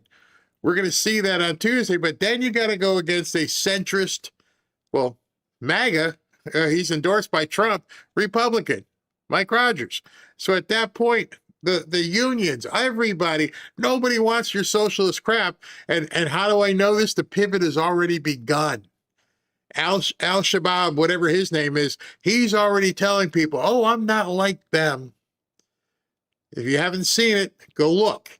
He is quickly turning and telling people, I'm not a socialist. Yeah, you are. No, don't tell anybody. Now, do I think most Democrats think the ideas that you just outlined and that the head of the DSA outlined are good ideas? I think most people think they're loony. Abolishing the police, setting free prisoners, getting rid of the Senate, that's nonsense. Most people would say that's not good policy. But there's a lot of those policies that do resonate, especially when you can camouflage them as affordability. Yeah, there's the word. There's the word. You gotta, you're gonna be fake. We're going to camouflage who we really are. We don't want you to see us in the grass. That high grass there, you can't see that snake over there. He just gave away where they're headed. It's time to now revert to plan B. Let's camouflage who we really are. We don't want you to know what we plan on doing to you. So we're going to lie, which we also know the people who believe in that religion, they're able to lie. They are encouraged to lie if it improves your ability to further your mission. Lie, lie, lie away. We're in the nice word, the euphemism he just used, camouflage. So they already know what they're going to do. The guy in Michigan, he's already begun his camouflage. And watch what happens. I'm telling you, start watching some of these people, and the camouflage is going to be revealed to you. And you just have to be able to tell people it's bullcrap. Here's what they really mean. Have you guys looked up what this woman in Wisconsin is? She's a complete loon. And now she's going to have to pivot. And I keep thinking to myself, why do you guys keep nominating complete bat poop crazy people? Because you can control them. You can't tell me there's not a number of good people in Wisconsin who could be the governor. And yet that's who the Democrats want? Why would you want somebody who's literally, she used to slice her own arms. She's crazy. That's our candidate. And the Democrat people are just like nodding along like the sheep that they are, just walking to get fat and slaughtered. Don't let that happen. as kind of our rage against the establishment machine. And this is very real. And you have to look at what happened to Republicans as an example. I was thinking this morning, Joe, when you came into Congress, right, it used to be a very establishment-dominated party. Then you had this Republican rebellion, followed by the Tea Party, and then followed by Donald Trump. And you basically had an entire takeover of a party that went from establishment to unthinkable, to what you would have said was unthinkable in 94, most would have said is unthinkable in 2004. The same thing could take place. No. See how he pivoted there? They're trying to compare what's going on in the Democrat Party with the sanity of the Tea Party and the Trump movement. You cannot compare insanity to what MAGA is. Maybe in the Democrat circles you can, but any person with a functioning frontal lobe goes, they're nothing like Trump and MAGA. They're not even close. In fact, complete opposites. In the Democratic Party, because they feel like they keep putting up losers. They feel like, oh, I go with the establishment and I get Donald Trump twice. Why should I keep doing that? I'd much rather go with what makes me feel good and what animates me. And I do think there's a lot of Democrats who feel like the government should have a bigger hand in things. They do rightly feel like affordability is a massive problem for a lot of people. And they feel like the system as it's created right now isn't serving them. So these candidates are speaking to something that is resonating, and if it wasn't resonating, they wouldn't be winning. So the anecdote to all of this is to expose these people in their affordability bullcrap, because what they want to do and what their long-term goals are, and using their own words, destroys affordability. There is no affordability in a socialist economy or a communist economy. You can't afford anything. Why? Because you are now a ward of the state. The government takes all the revenue and they give you a pittance. So you think, how can they possibly be thinking affordability gets better under socialism and communism? Think about that for a second. They don't realize you go from, drinking Starbucks to Pedro Joe's coffee, because we're not going to be, letting you spend all this money on Starbucks. You're only allowed, $3 a week for coffee. Oh, it's affordable, all right. Oh, it's really affordable. It tastes like mud. Oh, gas? You're not going to have to worry about gas prices. It's going to be real affordable. You can't drive. House? No. You don't get a house. You get a pod. There's a whole bunch of pods here. You guys can come move in. You want something to eat? How about some of these bugs? We've got some chocolate scorpions, and we've got there's some almond roaches. You can afford it. They've already said what they want to do. They want you to live in the pod and eat the bugs. That was a talked about thing a couple of years ago. Quickly, they memory hold it. So affordability is easy to talk about when you expect people not to really be able to afford anything. Oh, those $100 designer sneakers? No, you don't get to wear those. Have some of these, cardboard prison-like sandals. It becomes much more affordable when there's nothing you can get. Am I making this up? Ask Cubans. Ask people who escaped Cuba. What could you buy? I've done videos and showed people what they're eating in Cuba right now. They don't have too big of a rat problem because they get et. They are so ignorant. Then they'll say it's because we didn't do it correctly, or we got to take more, rich people's money. If they win, it becomes contagious. If it becomes contagious, the establishment might hate these ideas, but they'll do what Republicans did, which is fall silent, because they fear they'll get decapitated politically. And that's what we're trying to get at in this column today. I'm not saying we're there. I'm saying there are definitely signs, and anybody who's not paying attention to them is not paying attention to American politics. No, I'm paying attention. And I know exactly where this is going. It's going where dirt cookies will completely take the place of croissants in the morning. I have to get that video. Have you guys ever? Let me know in the chat if you've seen the people in Haiti eating dirt cookies. If you haven't seen it, I need to bring that in tomorrow. I'm not lying. Dirt cookies. They take the water, they throw some dirt in it, they put it on a thing, and they let it bake in the sun, and they eat dirt cookies. I'm not lying. 3. And I've been doxxed. You've been doxxed? What? Tell me. So I don't know if you've heard, but Mayor Mamdani has decided to release a list of the 950,000 residences with addresses and names that. So this guy here is a flaming liberal. His name is, I believe, Scott Galloway. Scott is worth about $100 to $150 million.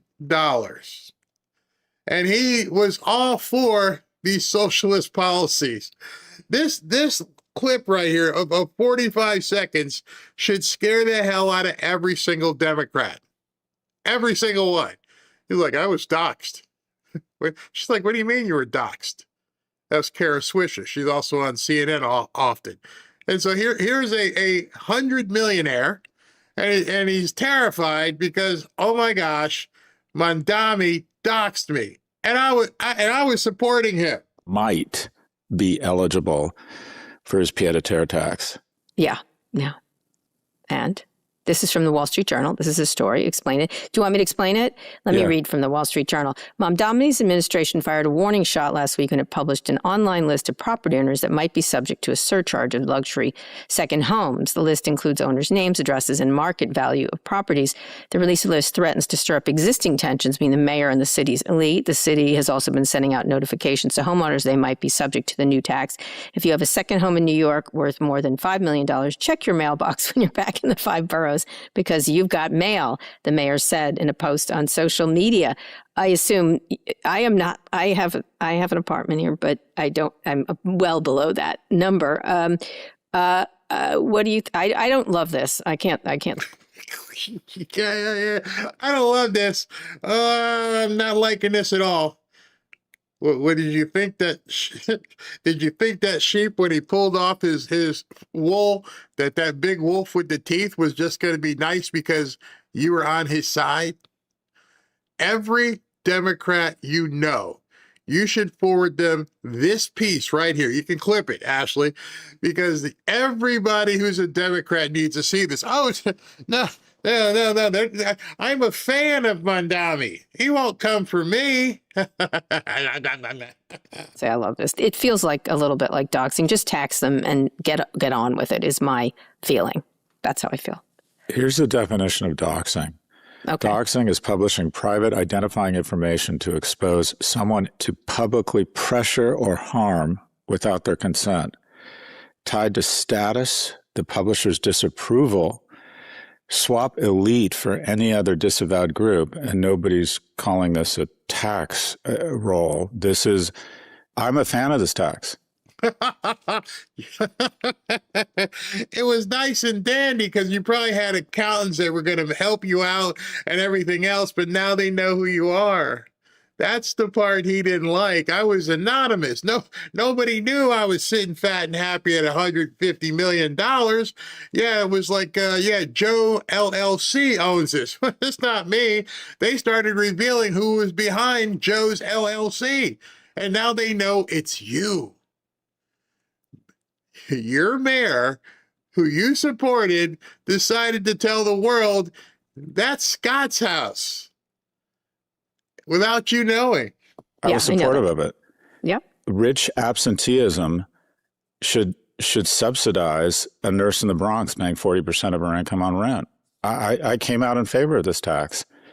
This is the definition. He's taken a legitimate source of tax revenue and he's turning it into a wanted poster.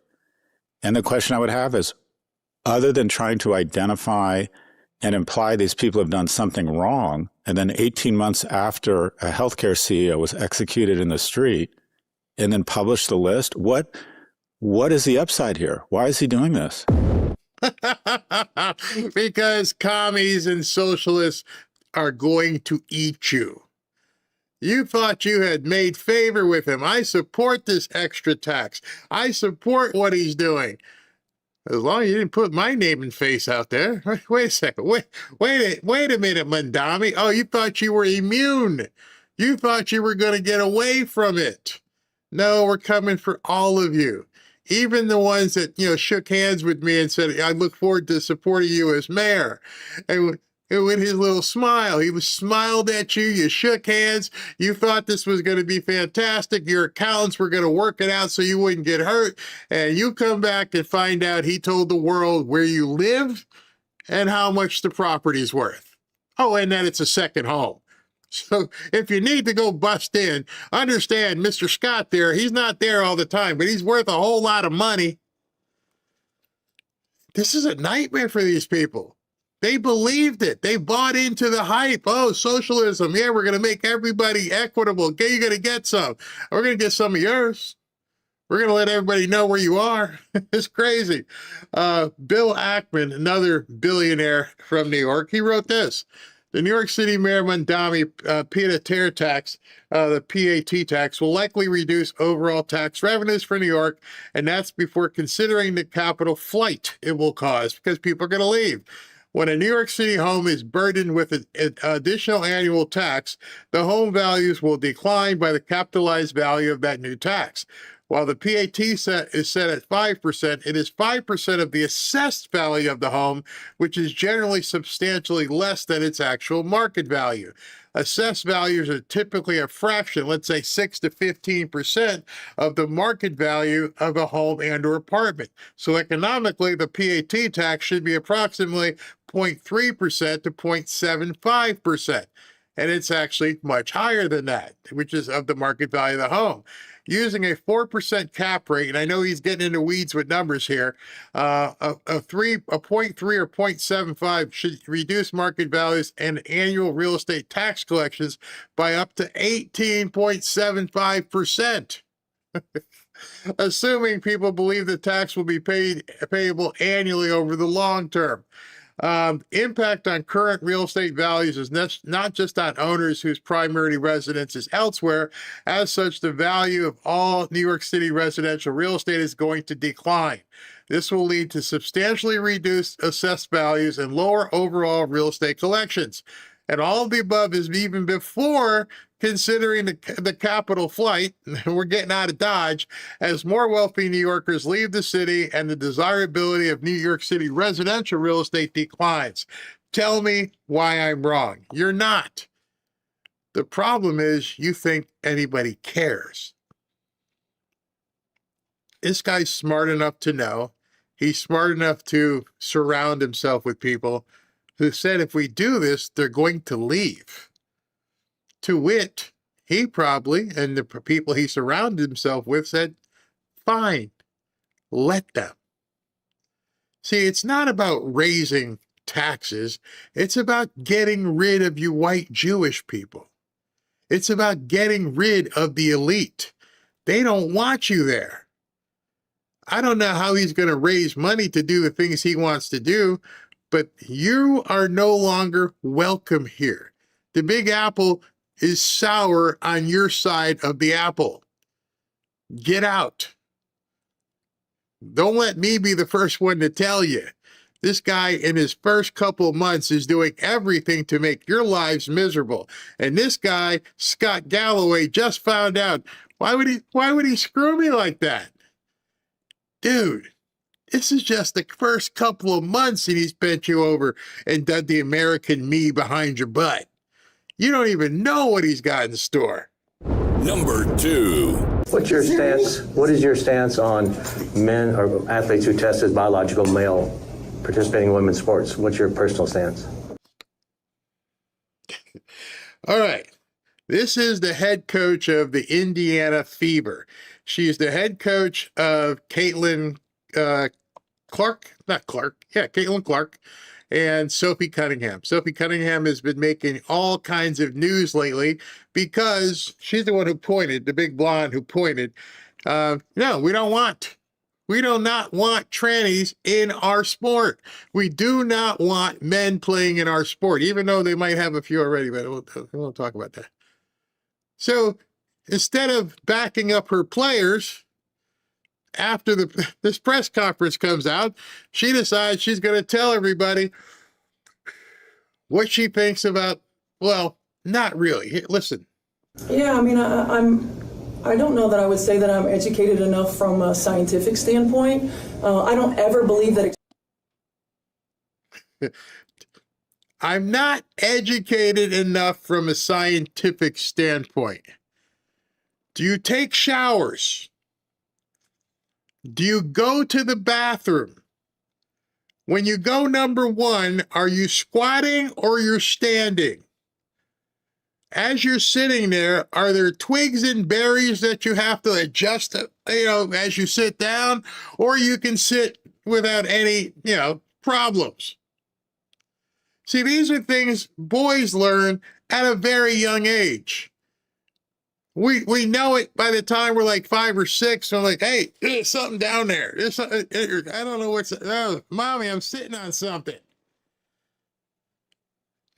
What do you mean you're not educated to wage a decision? What do you mean you can't determine? I don't know what a man and woman is. Huh? Maybe you should, if you're not educated enough to know that, how the hell are you a basketball coach in a professional league? How can you diagram plays? How can you know what to do when you don't even think you have the educational prowess to determine what's down there? This is exemplary of what I was saying earlier. You're sitting at a podium. People are asking you questions. You're looking them dead in the eye, dead in the eye, and telling them you don't know.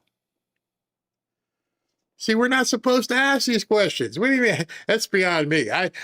That's not my pay grade. I don't know, what's going on anymore. You might be something that's you don't appear to be. No, I'm a dude. As an answer. What are you, fucking stupid? Huh? I just don't. I do think, when we think about various levels of sport, various governing bodies of sport and things that go into that, like I said, I'm not educated enough at the different levels. What level? I can tell you right now, little kids playing sandlot or t-ball know the difference between that and that. They're very educated. That's a girl. I'm a dude. And they're like 5 and 6 years old with their little bats. And she's sitting there trying to look professional and intelligent, and she can't say the difference between a man and a woman. I know growing up, I played with the boys all the time.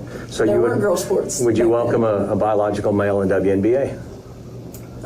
Again, it's like, I don't know when we talk about biological male and scientifically where we are.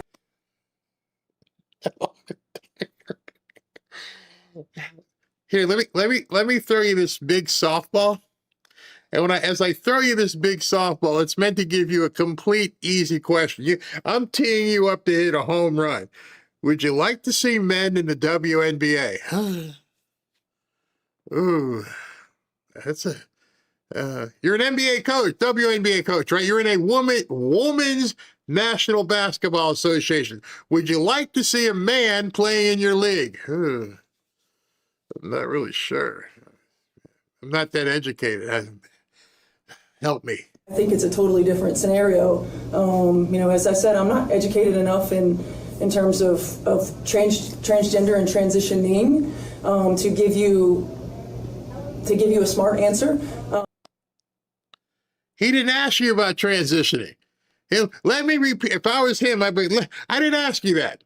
Let me just ask the question to you one more time, okay? All right, okay. Do you want men playing in the WNBA? That's it. That's all I need to know. Do you want the ding-a-ling in the women's league? You don't have to be too astute. You don't have to do an educating on all the operations of getting your junk locked off. It's a very simple question. Do you want LeBron playing in your league? I'm not educated. I would say, though, that I just don't feel like exclusion is an answer, and I think that we need to have deeper, more layered conversations. And you'd be okay with them in the locker room? Everybody, Andy goes. Yeah. Is there any frustration, because you guys are in a really fantastic run, that this is distracting from that? Distracting? You mean like having a ding-a-ling in the locker room?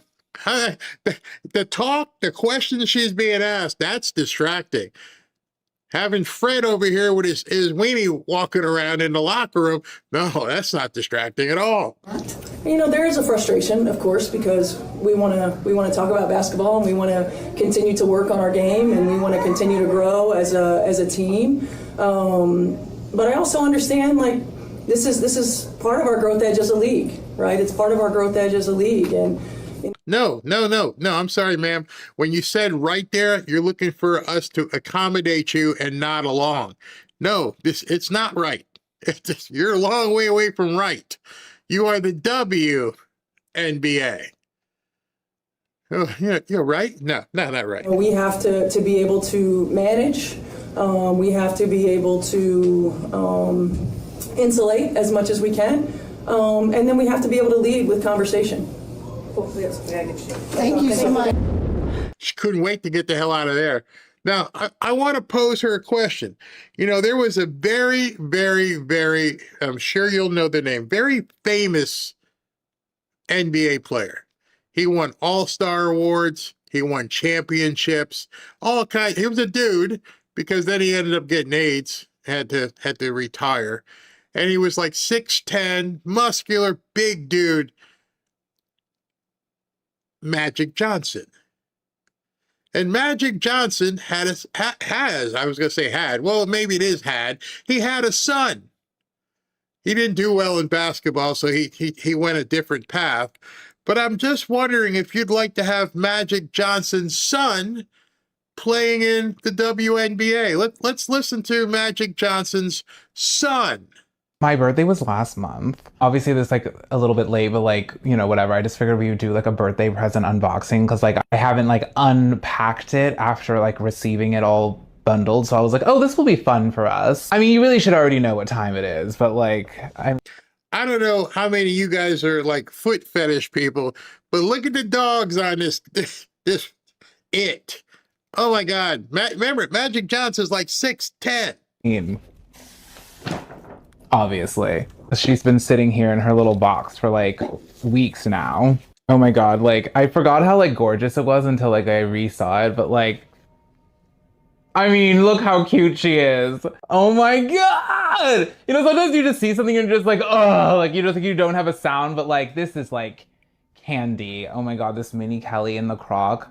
I mean, come on, she's adorable. This is very, very beautiful and very, very rare, and like I love this. And then I've always loved this one because like I went to the store opening when they opened it on the new stores on Madison. We took an appointment with the fabulous Marjorie Harvey, and she got one that looked just like this, except it had diamonds on the hardware. And like forever, I loved that the pink mini Kelly, like with the pink croc. And my homegirl at her Met got it for me.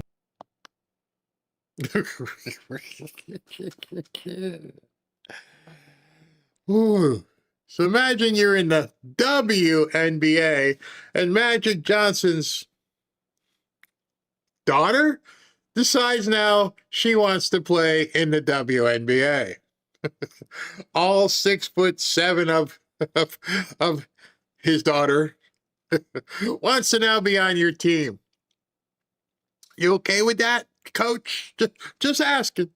Just asking, okay? Even though the pocketbook is kind of cute, though, isn't it? Number 1. 1 Memphis restaurant is still... All right, so wait a minute, let me check. SB, you here? Okay. Sorry, man, I'm still... Okay. Sorry. You should have warned me on that last story, bro. That's why, you see, I didn't warn you on that one. I'm going to warn you on this one. All right, because like I said, I like to begin closing the show on an up note nowadays, but I have to warn SB because he's going to have to turn his mic off because he is going to lose it in this story. I'll come back to you afterwards. Okay. I just wanted to give you the warning. Requiring you to have an ID even before even for patrons who are over the age of 21. The restaurant now requires you to be at least 30 years old to enter. Fox 13's Troy's Grant went to the restaurant on Winchester and has the details. Being 21 still isn't old enough to get into certain restaurants here in Memphis. Here at Privé, a new sign says you have to be 30 years or older just to get inside. That's where it need to be right now. 30 and up. That's what a sign reads on a Memphis restaurant, Privé. For more than a decade, it has welcomed people 21 and older. But this week, they're saying, after a certain time, only people of ages 30 and up can enter, stating it was a way to, quote,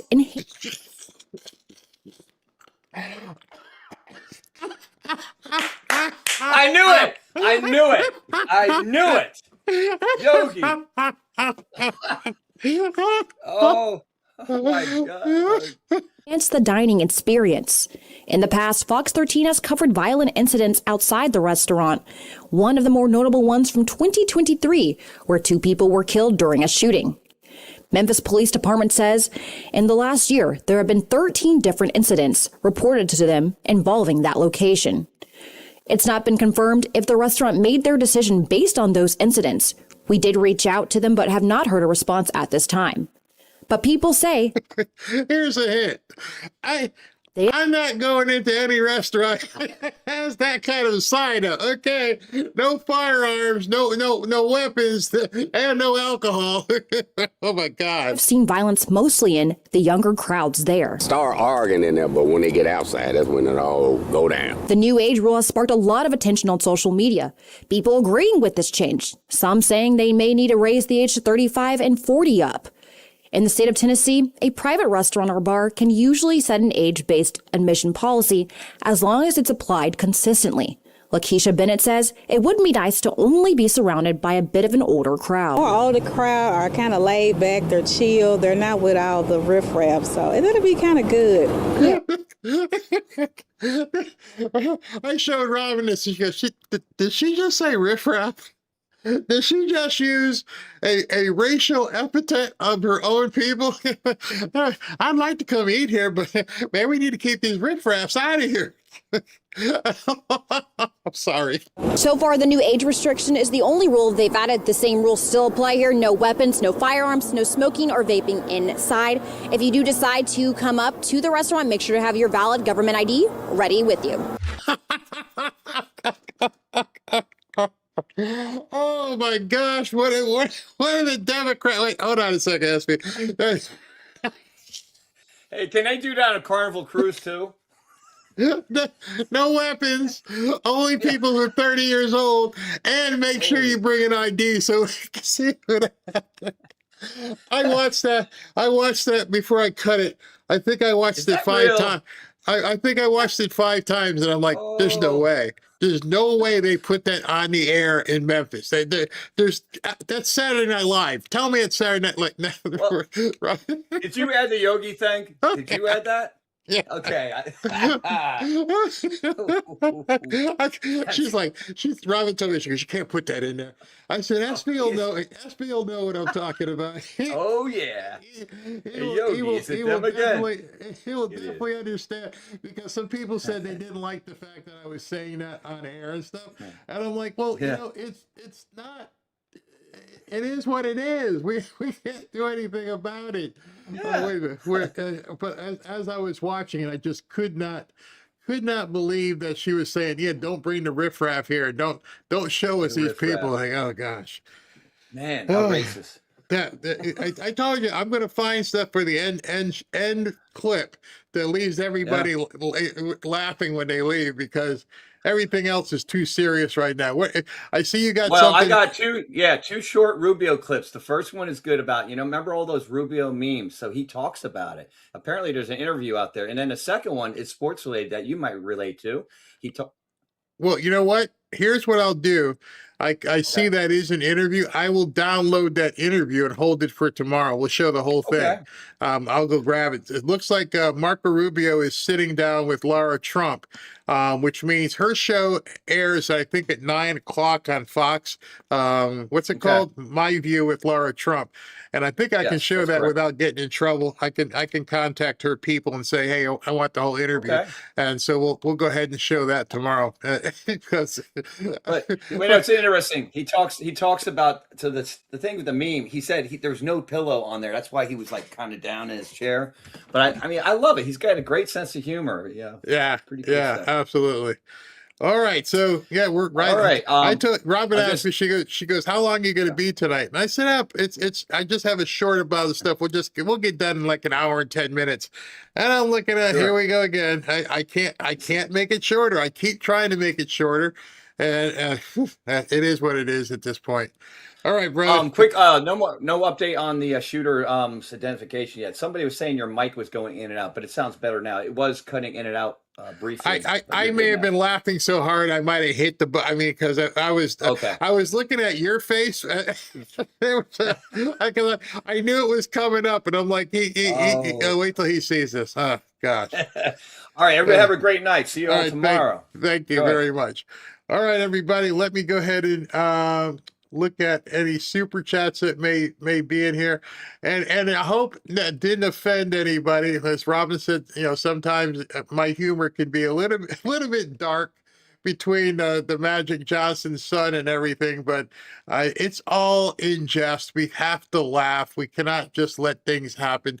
Also, tomorrow we'll find out by the time we wake up whether or not we rained any bombs on Iran. All right, so let me go here. EU from Alec, EU globalists were hoping U.S. would absorb all these snack bar people. Now that U.S. is closed, Europe looks good. That's why they're freaking out. Exactly. Alec, again, they didn't go home. They went after the ghosts that were running from the island. Yeah, they all went home. Everybody left. It's over. Don't worry about anything. Monica, thank you very much. Chiosop, all invaders went home. Every local home within a 1 mile radius of the invasion point. Now they own a home and a common government set it up. Really, they didn't go anywhere. Alec, there are 2 transformer surgeries. Lop a junk off of me and add a junk to me. That's pretty good, depending on which way you want to go. John, keep pushing Trump's buttons. Sure, see what happens. Exactly. Alec again. Thank you, Alec. Other countries can also go after Dr. Jab. Hey, I didn't think about that. Them too. Other countries can bring him in. He's going to be an international war criminal, right? So maybe the ICC can go after him. Aaron, Barry, you should make a clip and assign a quick button for that little kid from the Kindergarten Cop movie. That is a good idea. I know exactly what clip you're talking about. Yes, I shall do that. Arzruka, the invasion was a repeat event from Morocco. Watch Glenn Beck. Yep, I watched that with Glenn. And it was very, very informative in terms of how they orchestrated it and how they used the laws to make sure it happened. Tommy, have a blessed weekend, everyone. God bless you all and all of yours. Amen. Thank you very much, Tommy. Alec, again, thank you. Barry, watch for DNC headquarters foreclosure. Oh, yeah, it's going to go down, especially if they got no money to pay it back. And I want to know who gave them a loan. Whenever I've had to do loans or do something with a property or take a mortgage, number one, I want to know you can pay me back. If you're already $2 million in the hole, how did you entice this person to give you money? Good question. Buddy, asked a young intern found dead on Scarborough's floor in his congressional office. Boom, bada boom. Yes, I remember that. Sherry or Cherry, great show, Barry, Robin, Mods, Ashley. I always look forward to your shows. You are the only news we listen to. Thank you very much. I want to thank you because I know there's a lot of opportunity to listen to a lot of people, and I do things different. I change times according to what my schedule looks like. So I greatly appreciate people, coming on. Groove Guy, Barry, let me show I'm Canadian. Would love to move to Texas, but unfortunately I have COPD and pretty sure wouldn't qualify. Trying to convince my son to move there and live a good life. I'm not understanding that they won't let you move if you have COPD. I never heard that. I never heard that. It's not like it's infectious. And why would they not let you move? I'd love to know that. Hey, Alec again. Communism is a result of class warfare. They need to import the underclass to facilitate the revolution. This goes way beyond voting. Melvin, once again, affordable is what the DSA leaders tell you it's available for you, and the pursuit of happiness slowly disappears. Hunger Games. Oh, yeah, they would definitely be the Hunger Games. Mr. Pugs reminds me of the song Dude Looks Like a I was wondering, should I play Magic Johnson's Offspring? But I didn't say anything bad. I just let you guys see it. Let's see here. This is from Neo. Very great show. Oh my God, I laughed so much tonight. Unbelievable. There's no way MAGA will lose. Pray for America anyway and for our president. Indeed. Thanks. Thank you very much, Neo. And what did you hear? Oh, hold on. Andrew Garcia says Truth Social 20 minutes ago. Let me look. Let me see what's on Truth Social. Did he drop something that we didn't see? Hold on. Let me see it 20 minutes ago. No, I don't have anything 20 minutes ago on Truth Social. Let me refresh to see if there's anything on here. Yes, here it is. Here we go. All right. So, yes, we do have a post. Thank you very much from President Trump. It says, the USA is locked and loaded and ready to go against the Islamic Republic of Iran at levels of military terror, strength, and power not seen since World War II. Despite this, we have just been asked by Iran and other Middle Eastern countries to hold off any attack in the perimeters of a deal that has been agreed to. Have we seen this movie before? This would include the immediate, complete, and total opening of the Hormuz Strait and an end to Iran's nuclear threat. Based on this request, I have agreed for the future benefit of the world and likewise the survival of successful and prosperous Iran to cancel the attack, subject to being able to rapidly make a deal. The country of Israel joins me in this commitment. That's a big thing. So Israel's joining in. Get to work, everybody, and get it done. Thank you for your attention to this matter. Yeah, it seems like we've been here. Seems like we've heard that before, but I'll give him the benefit of doubt. He knows what he is doing. All right, so we're not going to be bombing anybody tonight, and looks like he's trying to give them another opportunity to come to a deal. Whether it works or not, we won't know, but we will find out very shortly. See you guys tomorrow.